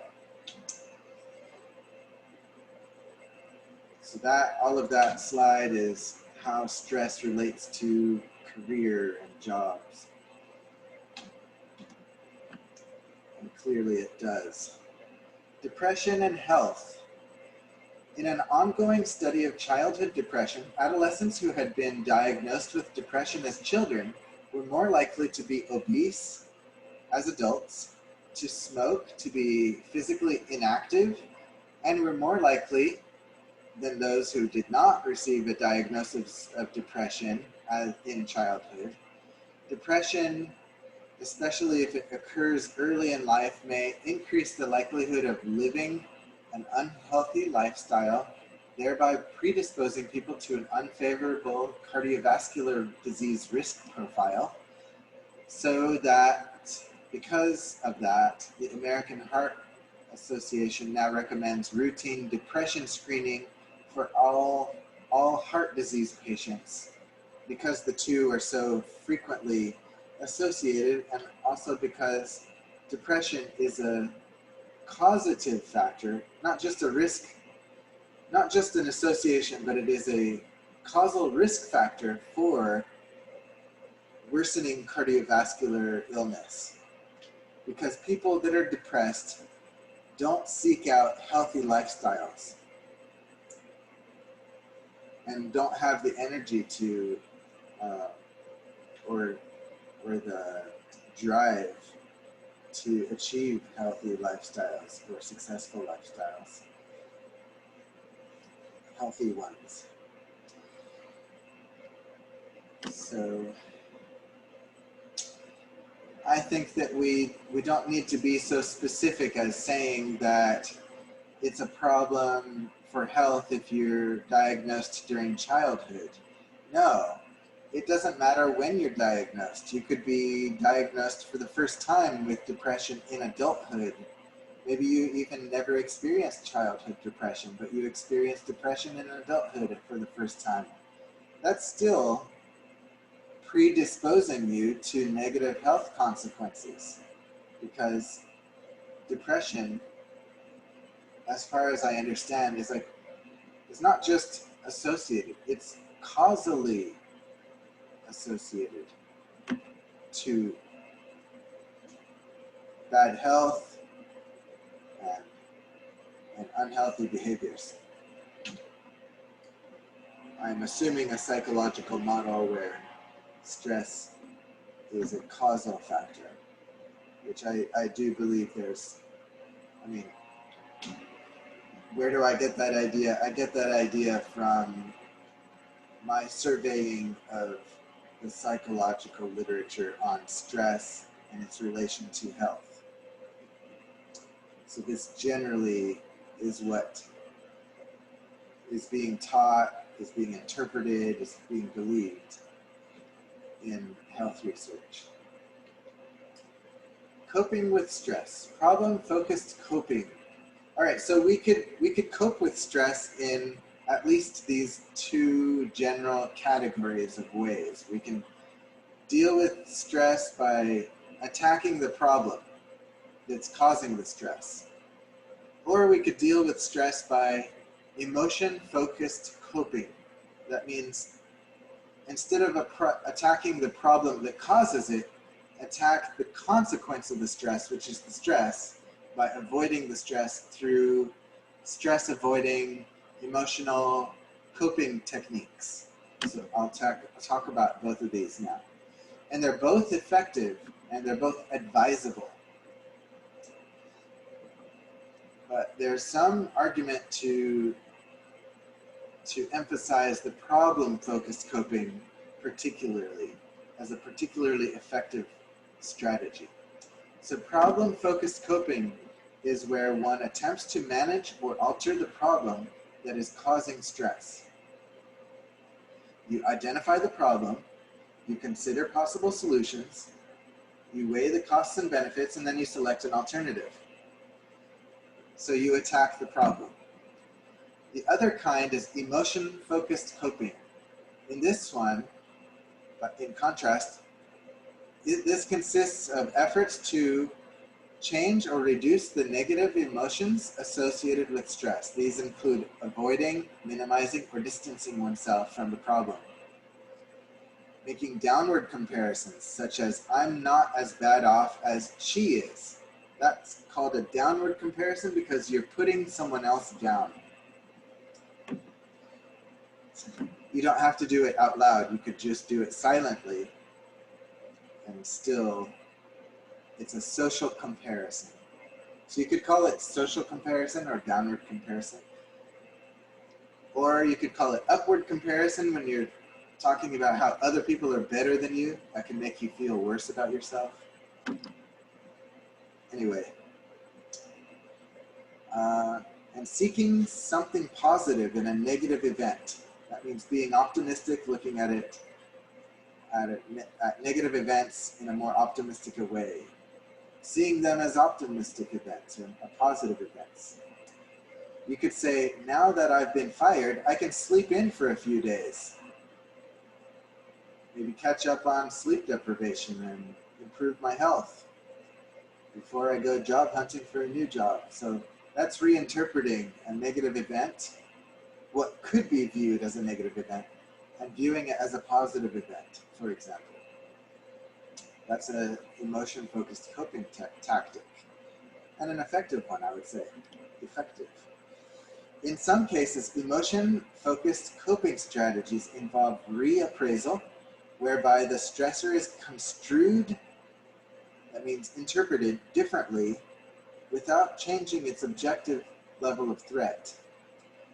So, for example, if I lose my job, that's threatening because now I have to figure out how I'm going to pay for my own survival. But if I construe it differently and I say, now I have a chance to sleep in more, catch up on sleep more, I have not changed the threat. I'm still at threat of not being able to survive on my own. So emotion-focused coping is useful at dealing with stress. And it may have questionable utility for solving problems. Sometimes it does have, sometimes emotion-focused coping has a direct, positive, effective at helping you deal with a problem. Maybe it's like a necessary step or precursor to dealing with the problem, but it's not dealing with it itself necessarily. So I would advise that if you're dealing with some real problem, some real significant stressful problem in your life, don't try to choose one or the other. Use both.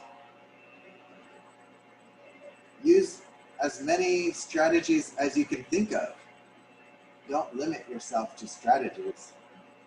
Use a whole bag of strategies to deal with whatever source of stress you might have to deal with to achieve emotion-focused coping and problem-focused coping, or problem-focused solving might be a good word, to overcome your stress, source of stress.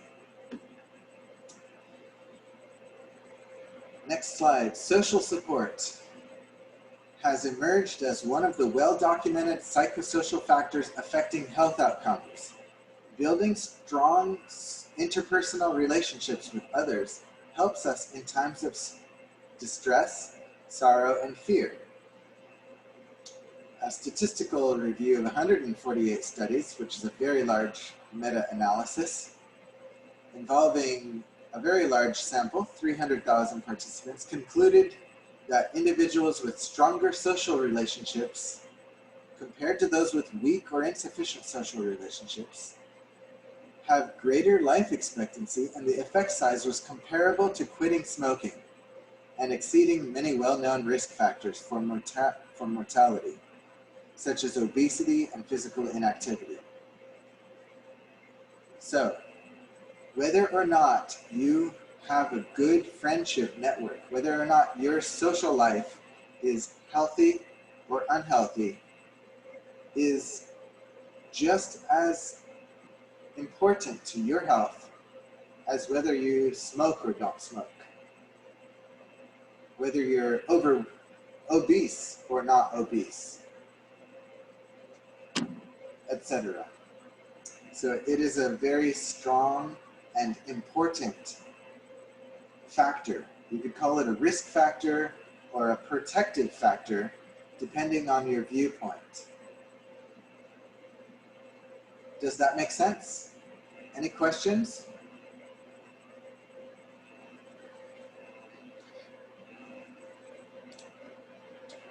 Next slide, stress reduction techniques.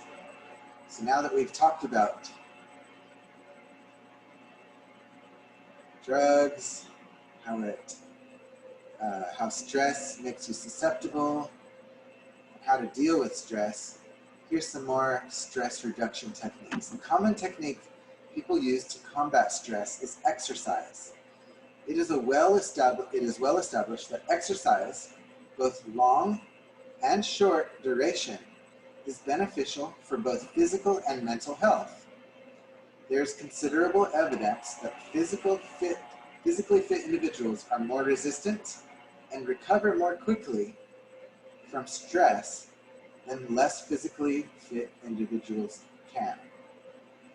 We could speculate about the neurotransmitters or hormones that are related, as a lot of people have speculated that one hormone, endorphins, is to explain or account for this, but there's debate about it, and there's some doubt about whether endorphins are really explanatory or not. So as far as I know, I don't know why physical fitness, physical exercise is instrumental in making us more resilient to stress. But the data suggests that exercise makes us more resilient to stress. In high-stress humans, exercise has been shown to prevent telomere shortening. That was the word that I couldn't think of before. Telomere shortening, that means aging faster than usual. What I was talking about before was that meth, also called ice, which is also called crystal, that accelerates the aging process. I assume that cocaine and heroin might do the same things. I'm not really sure about those. I think cocaine for sure. Meth and cocaine would reduce telomere shortening because they accelerate energy consumption and calorie consumption, which is related to metabolism and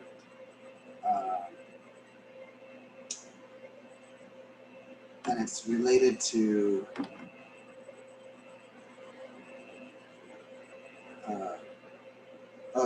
sympathetic nervous system activity. Anyway, exercise has been shown to prevent telomere shortening. Exercise in later adulthood appears to minimize the detrimental effects of stress on the hippocampus and memory, and protects against depression. In sum, exercise counteracts negative health effects of stress. So it counteracts aging, neural death, depression, immune weakening, and diseases. That's what exercise does. And I think that what we're going to find with regard to the previous slide about social support, we're probably going to find much the same things with social support as we find with exercise. That it's related to protecting things like the hippocampus, protecting against depression, protecting against aging and neural death, and immune weakening. We're already finding many of these things. So we're seeing that stress reduction through exercise and through good social networks, healthy relationships, are helping people become more resilient against stress.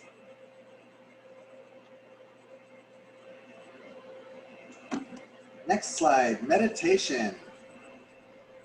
Relaxation and transcendental meditation can reduce sympathetic arousal, and it has been used effectively to treat people with high blood pressure.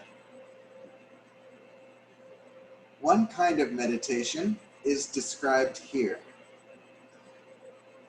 If you can do this if you want. Sit upright on a comfortable chair with feet on the ground and body in a relaxed position.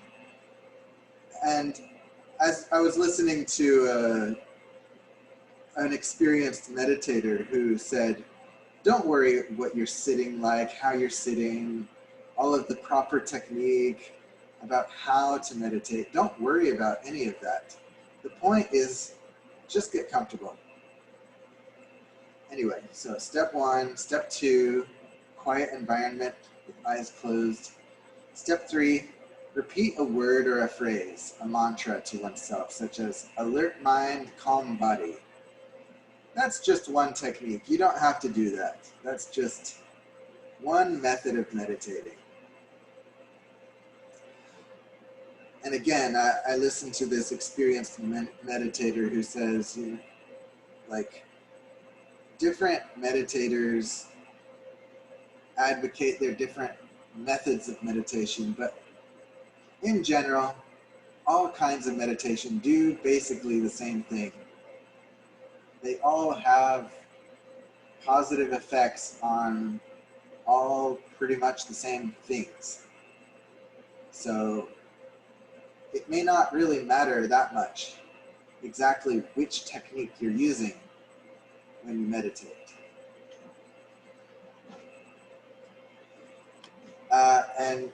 Step 4, passively allow the mind to focus on pleasant thoughts such as nature or the warmth of your blood, nourishing your body. And again, I would say that's not a necessary thing to do, but that's just one approach, one method, one,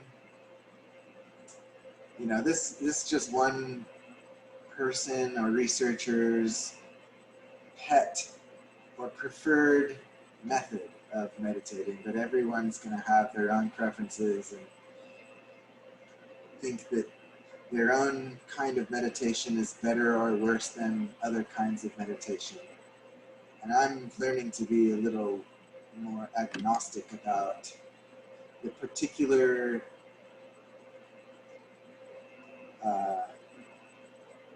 kind of meditation or school of meditation that one would need to follow. I think that there's probably strengths and weaknesses for each different kind, but you're generally picking up on the strengths of any kind of meditation, just like we could say that you acquire the general benefits of exercise no matter what kind of exercise you do. If it's something that you can call exercise, you're probably deriving something similar to the kinds of benefits that you would get from any other kind of exercise in terms of health benefits and stress reduction benefits. So much the same. Next slide, we're getting to the end of the lecture.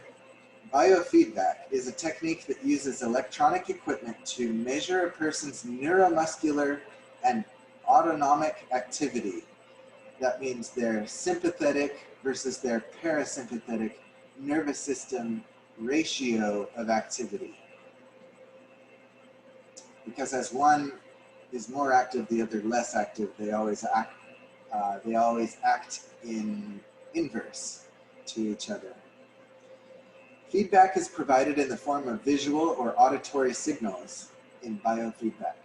Providing someone biofeedback may enable the individual to develop strategies that help gain some level of voluntary control over what are normally involuntary body or brain processes. Normally, you think that you cannot consciously affect how quickly your brain waves are oscillating. You know, we have different frequencies of brainwave activity. When we're wired on caffeine, our brainwaves are very rapid, up and down. And when we're in a relaxed, meditative, or sleepy state, our brainwaves are slow. And we think that we cannot consciously control these things, but through biofeedback, we're learning that people can gain some level of control when they're offered feedback about when they can see or somehow determine how their brain and body is actually working. They can gain some conscious control over it. So we can learn to affect our brainwaves, which previously were not under voluntary control, but can become under voluntary control through biofeedback. A number of different bodily measures have been used in biofeedback research, including facial muscles, facial muscle movement. Okay, so normally when you're stressed, you might have like a crinkling in the eyebrows, or it depends on what emotion you're prone to experiencing. You might experience some of those muscles in your face that are sort of like fixed in that shape, always flexing, like squinting if you're depending on which emotions. So you can learn to affect your facial muscles, even though that might not normally be voluntarily controlled. You might not be conscious of your facial musculature and muscle activity in your face, but you can become aware of it through biofeedback and purposely, consciously adjust it. And when you adjust your facial muscle movements, that provides feedback to your brain, which can affect your mood. Because there's a two-way communication between mood and face. All right, so that's how that works. So we can detect brain activity and skin temperature even through biofeedback, and we can learn to control these things in some somewhat limited way. We can consciously control these things. So this has been successfully applied to people experiencing tension headaches, high blood pressure, asthma, and phobias. There's a little video to illustrate biofeedback.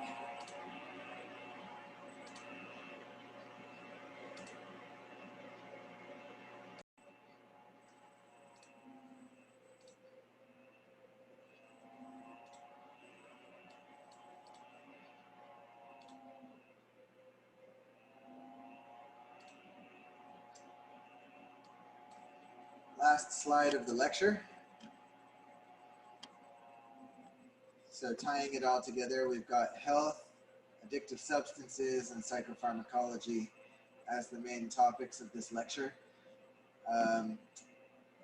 So about health, overactivation of the sympathetic nervous system and HPA axis hormones puts the body and mind in a weakened state by exhaustion.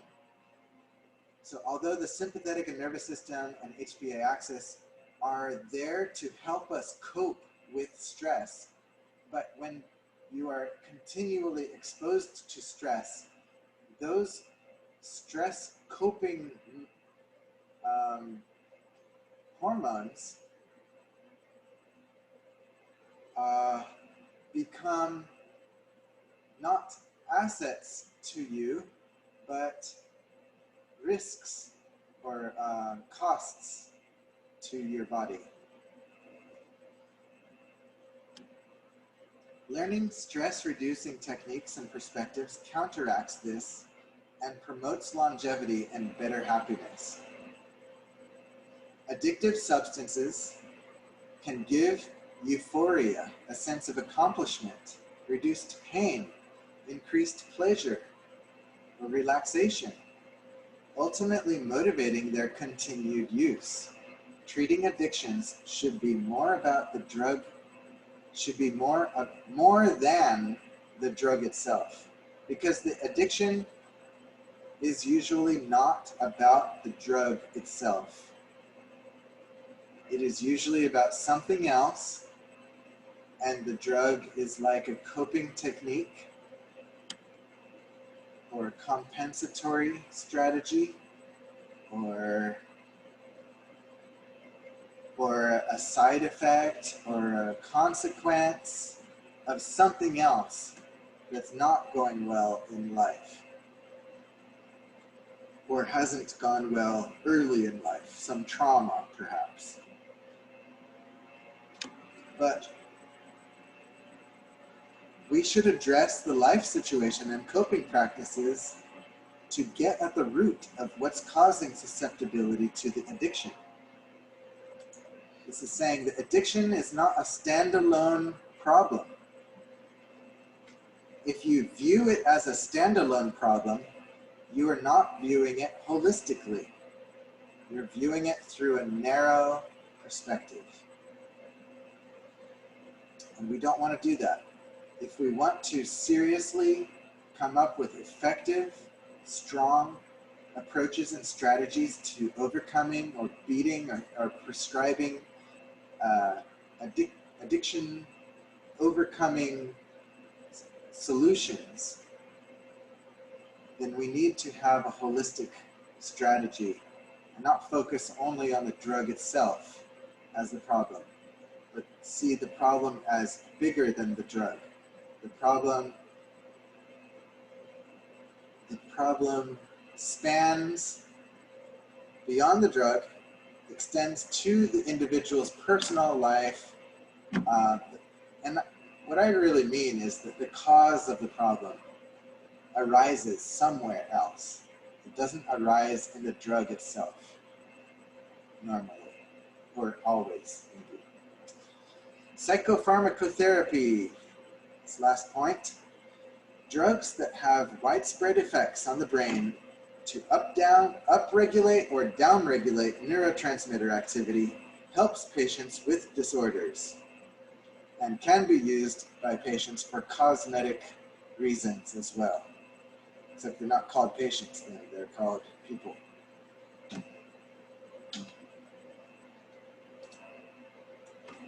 References, podcast assignment. I mentioned this link on Blackboard as well, where you're going to tick a box that says that you did listen to the podcast. So you can capture this link from this lecture slide or from Blackboard.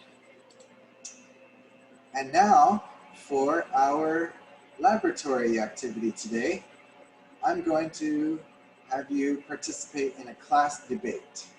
However, before we do that, let's discuss last week's podcast. So I'm going to get you together in groups of about 6.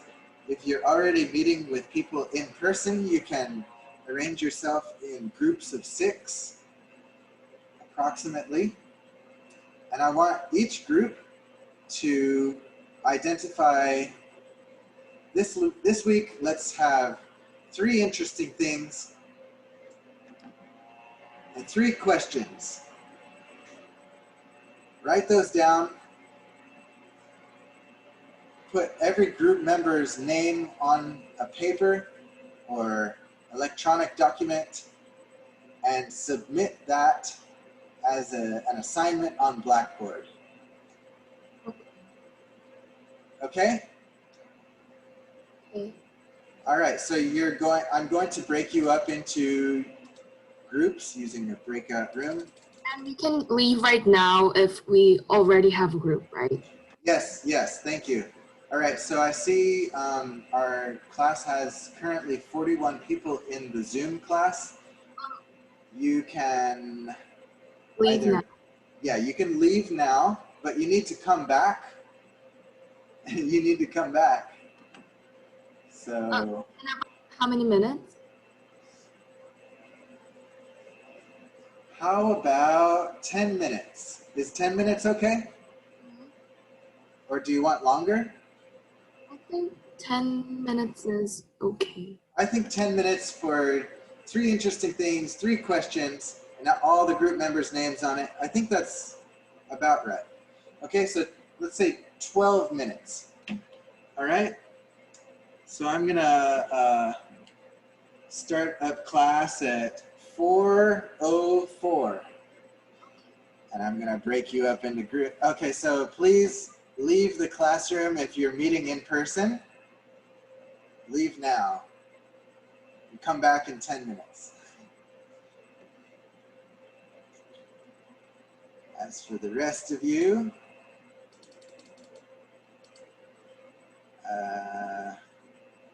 okay, I'm creating your rooms now. So do this podcast discussion with, let's see, what I think the podcast was, what was the topic? I'll look it up. Anyway, go to your rooms now and discuss. Thanks.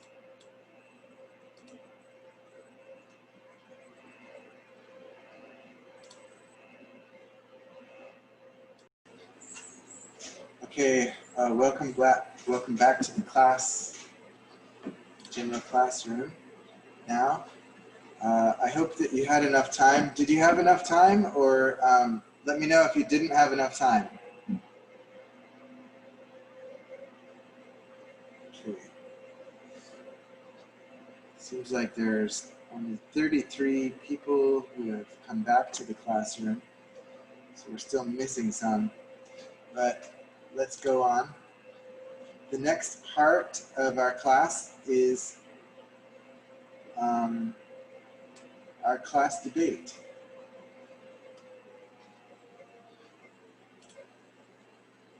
Let me share screen.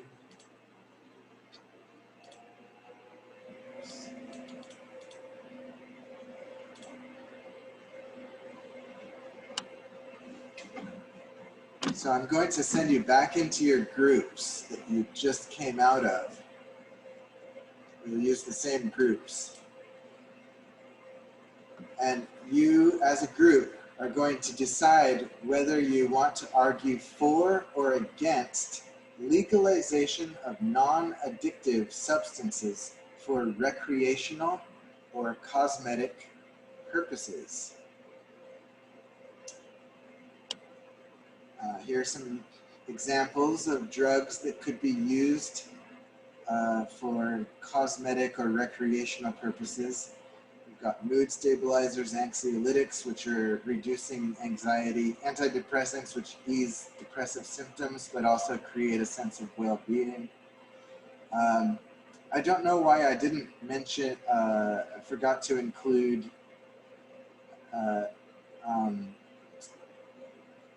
what are they called? Pain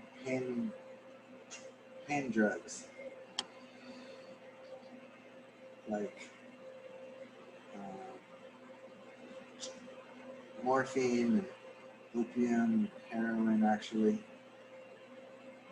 But anyway, any kinds of, these are all, I guess, recreational. They're recreational when people use it on their own for their own reasons, and it's not causing a significant problem in their life. Like, it's not causing them to be unable to hold on to their job or family or something like that. So it's not yet proven to be a problem. Then I'd call that recreational use. Whereas when it becomes a problem, if it becomes a problem, then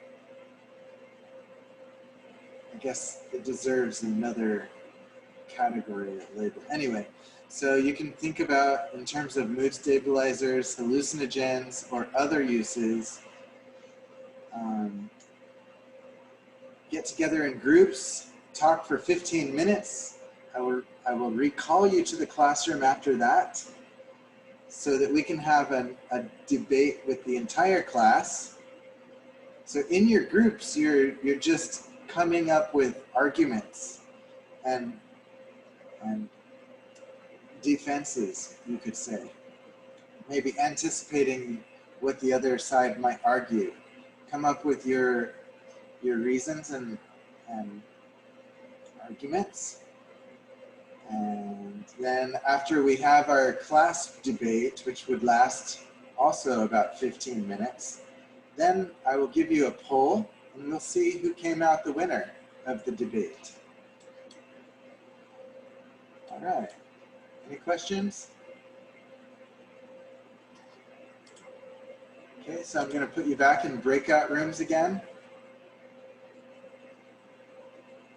And come back in 15 minutes. So at 4:25, I will recall you to the classroom and we'll have a general class-wide debate. All right? If you need to exit the room now, you can. Sorry. Yes. Should we leave again if we had a group before? Yes, group of 4 is okay. Sure. Okay, so do I just leave the meeting and come back in 15 minutes? Yes, exactly. Please do. Thank you. I'm sorry, Professor. Yeah. I went to the toilet and then when I came back, I worked with Jasmine's group, but I didn't work with my breakout room group. Is it okay? Yeah, it's okay. As long as you did some work and your name got on there to make sure that you get credit. Okay. Yeah, thanks. Okay, so shall I put you in your groups now and you have 15 minutes to work? And I'll bring you back in the room in 15 minutes, okay? All right. Good luck.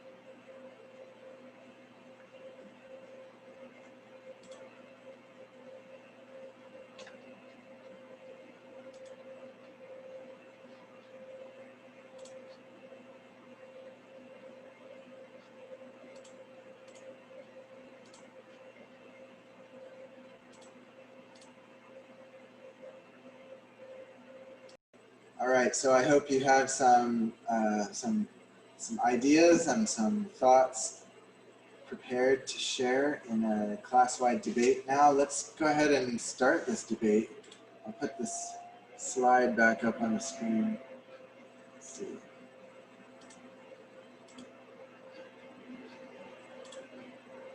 All right, so here we are to debate whether or not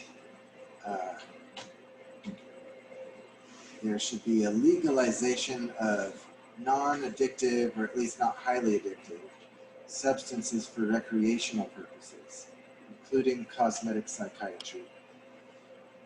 Who would like to begin?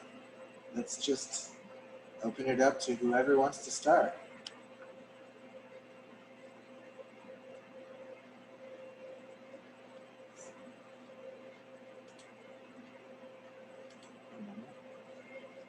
Okay, this is being recorded, so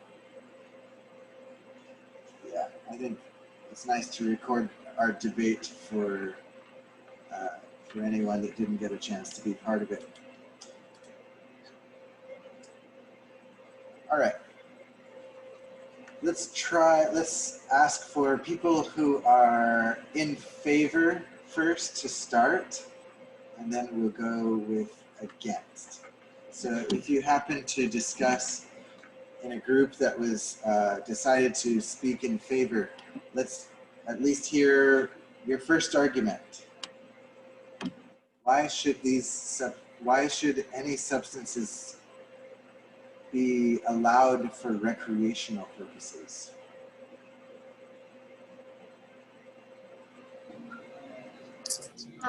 I think we should allow it because since it's not highly addictive, it maybe have less harm if we have it in control.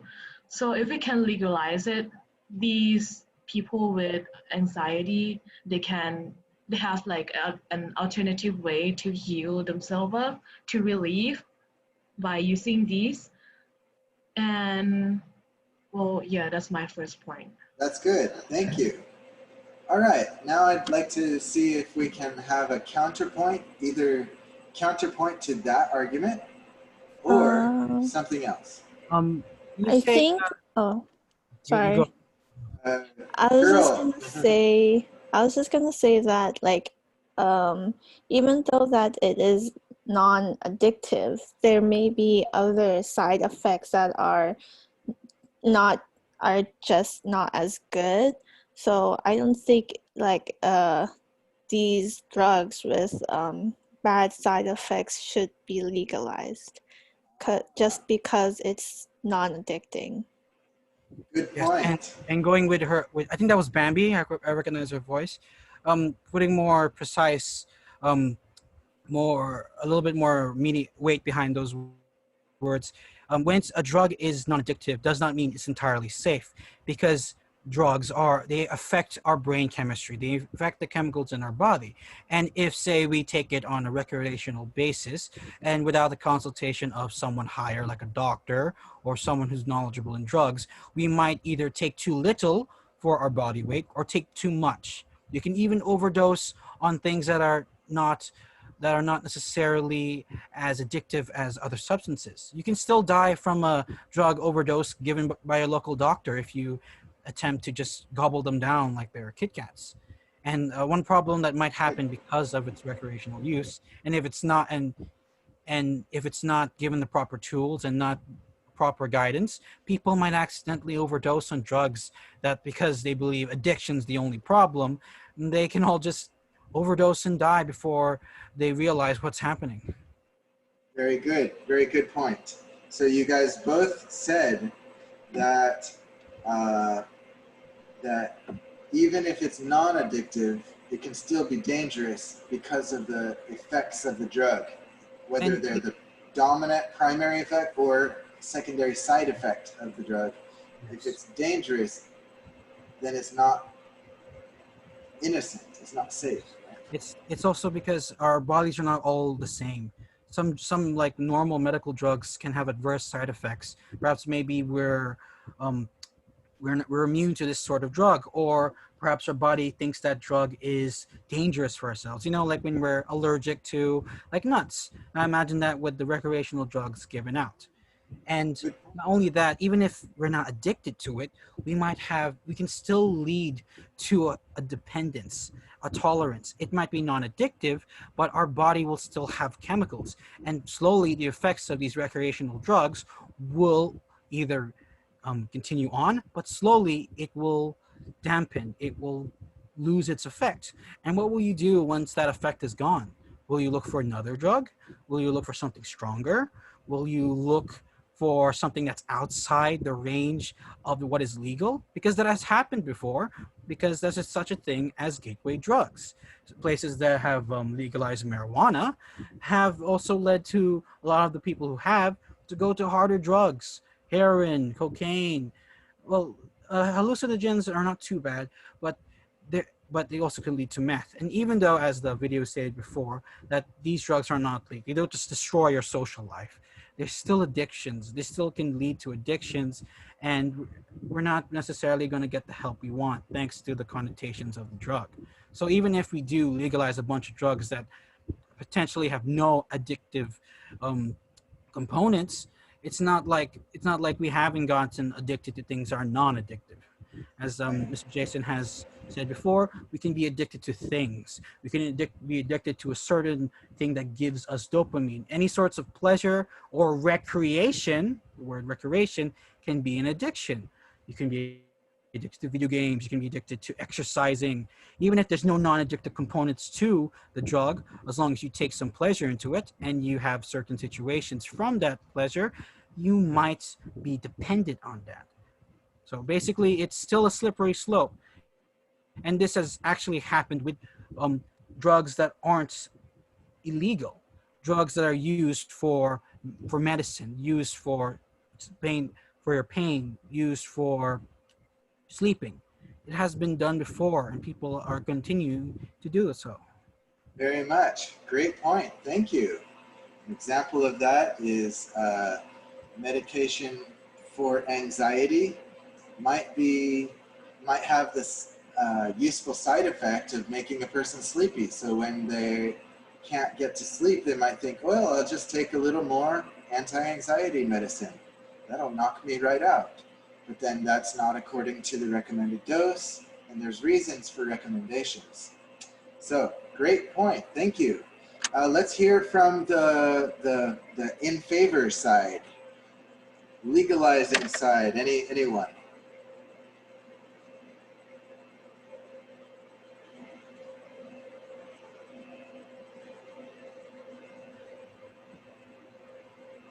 I don't see anything wrong with being addictive. I mean, if it's not the level that you will harm others or yourself, then you just need to take it every day to function better. That's all. Ah, right. So you're talking about the kind of like functional use for like what kind of purpose? Such How as would you know which amount is enough? Just that wouldn't cause any adverse effect that would harm yourself and others. By legalization of drugs necessitated concomitant education material that would be necessary to inform people of what exactly means safe use and recreational use that would not have adverse and subsequent effect that would ruin yourself, as Josh has mentioned. And that's also implied that you must have the financial capabilities, also the social awareness that would include those kind of information into the primary education currently in play in your country. And that could prove very difficult because as most people, if we were to include the social fabric of things, many people currently have this are currently discriminated against drug use, and to have something so controversial added into the education program and which will be taught to kids, that might not be a very good idea,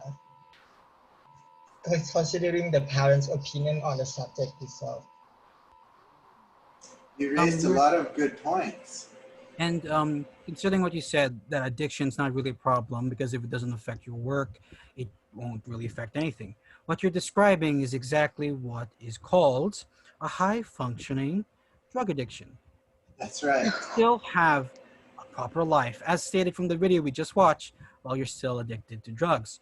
But you're still addicted to drugs, and you're still having the repercussions of that addiction.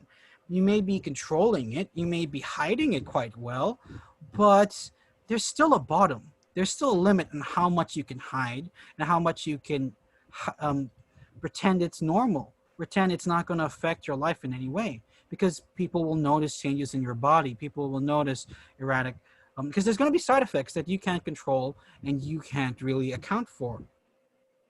High bottom is still a bottom, and this damage is still being done.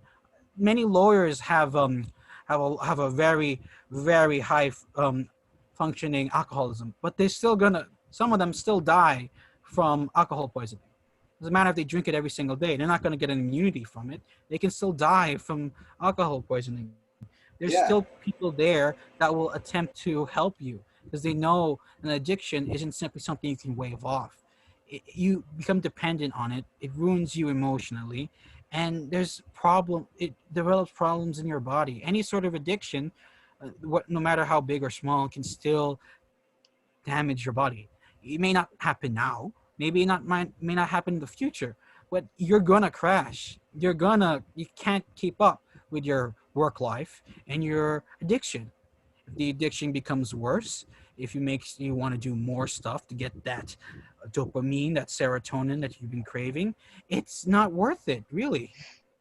You're still Great. you're still But I addicted. think maybe like she means like the mesa. I think maybe she means like coffee or something like that. I just think about the other thing, Coffee can still like be video addictive game and still has addiction. problems. Yeah, we need But to separate between everyday use, which is like an addiction, Mhm. from maybe not addicted level of drug use. But I mean, people can still get really addicted to coffee, and I Yeah. don't And think drinking a lot of coffee like is good either. yes, There's it's also not. like caffeine in like Monster energy drinks, those Monster energy drinks. And like I feel like if you drink too much of it, especially in one day, you could like get increased heart rate. Yes. And I feel like that would put someone at risk of like heart failure or a heart Yeah. I thing. know of Can- at least one Yeah. case of that happening. Yeah, with the kid. It doesn't Wasn't mean there that it's a start? accepted Yeah. or sorry. It doesn't mean that people have it. It doesn't mean that it's accepted with quotes, I'm putting quotes around it, or people like drink a lot of coffee. It's not, it's still bad. Sugar is still bad and it's in everything. Caffeine is a drug. That's how they get you getting more. Even if you drink a lot of it, it's not gonna, even though you like it, it's from Starbucks, it's not gonna denote the fact there's effects from it. You're gonna have heart rate issues. It even increases actually decreases your bone density. You have a higher risk of osteoporosis from simply drinking enough coffee. Even if you're addicted, even if you're not, and you're still drinking coffee, it still has adverse effects. Everything can have adverse effects if you take enough of it. Yes, that's right. or maybe it's just like social acceptable or not. You know, like if you have to choose between a caffeine addiction, like coffee, or a sick addiction, it's gonna be like, you know, even though it's not that bad, but it sounds negative, like more negative. People are gonna have like schemas and stigma about it more. So I think it's all about like how's acceptable, like social acceptable or not. You know, drugs, like hard drugs used to be acceptable as medical thing for soldiers, and it's all about mindsets and opinions. Yes, but again, the thing is, opinions, social norms doesn't necessarily denote the fact that it doesn't wave away the fact. Again, as I said before, these still have effects on you. Perhaps maybe an entire country might dissuade from drugs. They might say drugs are fine. It's part of whatever. They're still, if they take it socially, they take it like we do with alcohol, coffee. People still get addicted. People still have to go to rehab. People die from alcohol poisoning anyway. It doesn't matter that there's a social connotation or schema. Perhaps it does when the people are being addicted. We need to change that. But the debate is whether we should legalize um, drugs. We should legalize addictive or non-addictive. And we're supposed to be focusing on whether we should do that. And coming to Right. coffee, um, coming to sugar, coming to all these things, these are legal drugs. So in a sense, as I've said, there's still problems with these things. These still problems are not as severe as certain drugs, but there's still problems. So this is a real world example of a legalized drug. This is the repercussions of that drug. This is the repercussions of the social norms put on these legal drugs. And you can see, even if it's socially acceptable, it's still a problem. It's not about Exactly. feelings over the situation because it's still a problem. You might say, "Oh, that tree, that mushroom cloud looks quite nice. Perhaps it's not. It looks quite nice, so we shouldn't bother it." That's a nuke. It's still gonna kill you. It's still gonna damage your life. It doesn't matter about the social repercussions in the end because we have examples of how this stuff ruins lives. Right. I We think have it's actual physical evidence of legal drugs. because Right. people by themselves can't just be trusted. When it comes to medical drugs, medical marijuana, mushrooms, that sort of things, things you haven't brought up, these sort of things are under advisement. They're closely being regulated, and the people who are regulating take responsibility. But this is recreational. We're talking about recreation. These sort of Yes. stuff isn't regulated. Uh-huh. I'm So glad you brought up sugar. I like that because sugar is one of these legalized, you don't usually think of sugar as a drug, but it has the addictive potential just like drugs. I also Not a want, drug, in fact, actually. yeah, all right. And here's a little note from Dane in the chat box. There was a case where a kid died from caffeine overdose, right? He drank like 2 big cans of Monster and a bunch of coffee in just one day. I don't know. Can anyone verify that? Is that true? I mean, like I remember like reading it on the news, but I'm not exactly sure how many cans of Monster he drank. Right. Okay. I heard about a man that drank 4 cans of Monster and had a heart attack and died. But it's kind of hard to prove anything with these one case scenarios.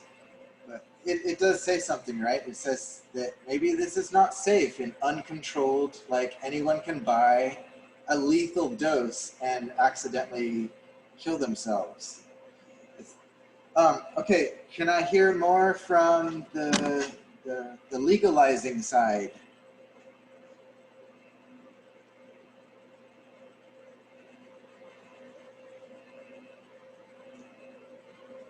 Um, Um, you can I've got say a it first. point. Yeah, go ahead. So, even though we, how to say, make the drugs illegal, people will still find their ways to buy them, like from the black markets or something like that. So, isn't it better to make it legal and so that people can use it with the correct prescription and control? Yeah. Very nice one. Good point. Good question. Did you have anyone else have to want to add to that? Yeah, that's what I was gonna say. It's like weed, like marijuana that they legalize it and then they use it like strictly from the lab or from for like um when when someone needs to use it, it can it can only be prescribed by doctor and specialist, some kind of like that. I was kind of thinking Right. Good. Okay. because Yeah. Go ahead. sorry, because if we in the other way around, it's like on the other hand, if we don't legalize it, like as Prim said, it's gonna be misused. Even though, as I said before, it's not like completely harmless. It's not entirely safe, but I think of the side effect. If people abuse it and we do not legalize it, then it's kind of like more ways that people can abuse it, and people can even abuse it like further by getting worse at it. Like if you have like a specialist taking care of you, you know like the best amount that you can take, and not it maybe it harm is less likely to harm or your body, or maybe harm it to the way that you can die or something like that, or maybe you get like really addicted to it. So if you don't have, imagine if you don't have a doctor that take care of you, you take care of yourself, and you don't know like the limits that you can take for that drug, and then you cannot tell anyone that you're taking this drug because it's illegal, then it will be more harmful to that person's life. So why not we legalize it and then give that responsibility to the specialist and the researcher and doctor. Very good. Okay. Due to time, let me take one more person on each side. So either side.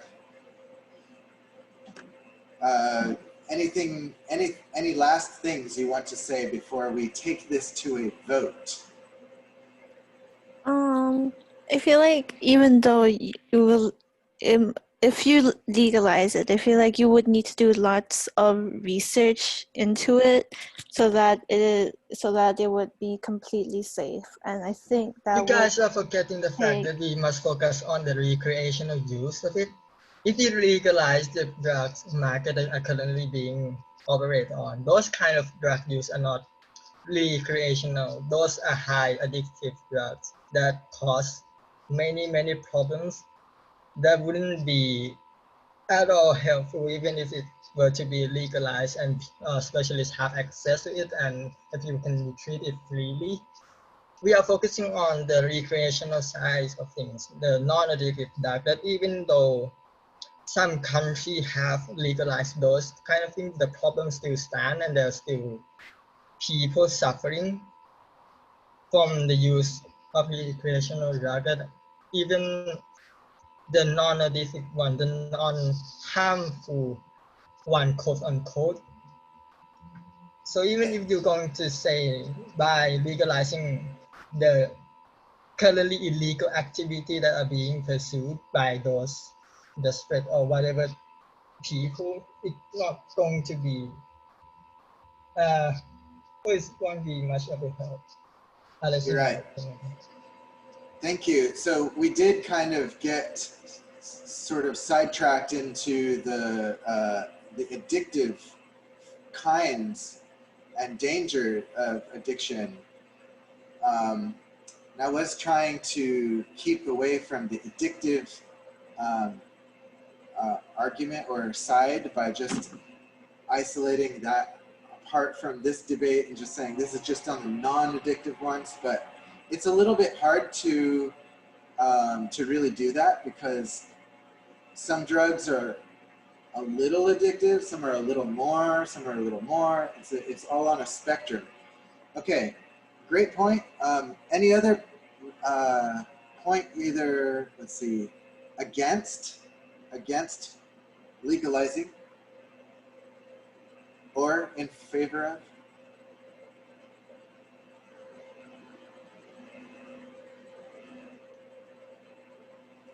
Last comments?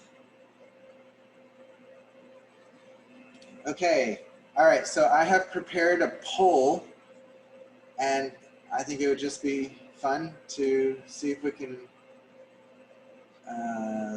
okay, so I'm gonna launch this poll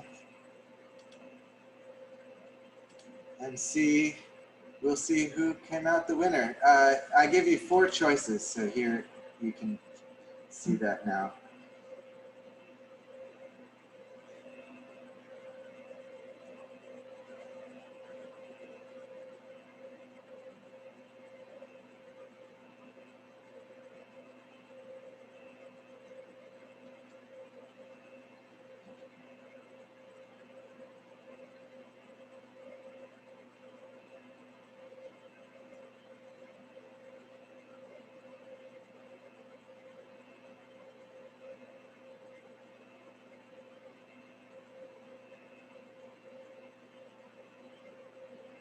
All right, so we've got almost 50% of, okay, now we've over 20 out of 30 have voted.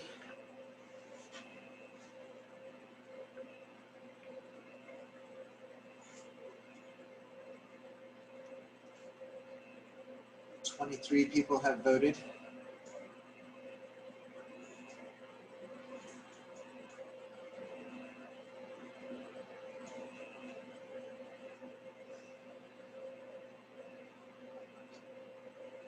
Six people have voted.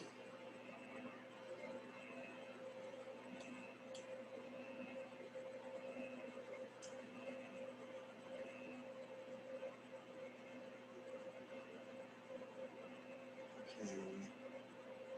29 people have voted. That's 93% of the attendees. So are we done? No. Okay. 30. One more vote? Maybe that's it.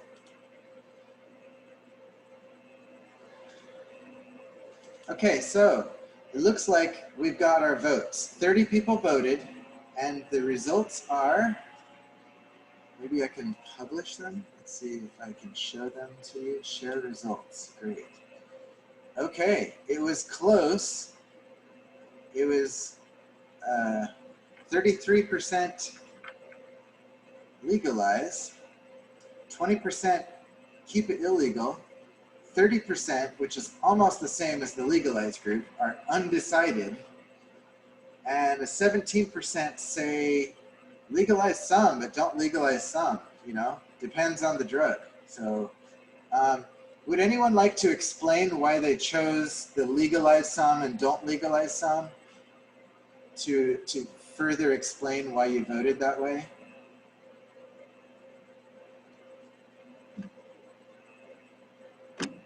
Or would anyone like to add some thoughts that you didn't finish explaining or thinking about in this debate? Oh, I forgot to mention that even though alcohol use and cigarettes are legal, the people dying from lung cancer, heart failure, and bladder pains, those statistics still are chronic social problems and thus cause many subsequent problems that follow. So I think that if the legalized drugs will follow the same thing. Good argument. Man, you might have swayed the vote if you said that before. Yeah. So everything matters, right? If you can squeeze in all your arguments before the vote. Great. Good points. I really enjoyed the debate, everyone. So good job. Great points were mentioned. Great thoughts to consider. And we might be, I mean, you might be casting your persuasion to the future of policy in Thailand someday. Who knows? All right. That's all I have for you today. So thanks for coming to class. We had a really full lecture. It's almost 5 o'clock. So thanks everyone for coming to class and attending the full length of the class, you last 30 people who made it. And that's it. Oh, and I hope you got a chance to turn in your befriending assignment, and make sure you listen to your podcast by next week. Is anything else due next week? Can't remember. Any final questions before we end class today?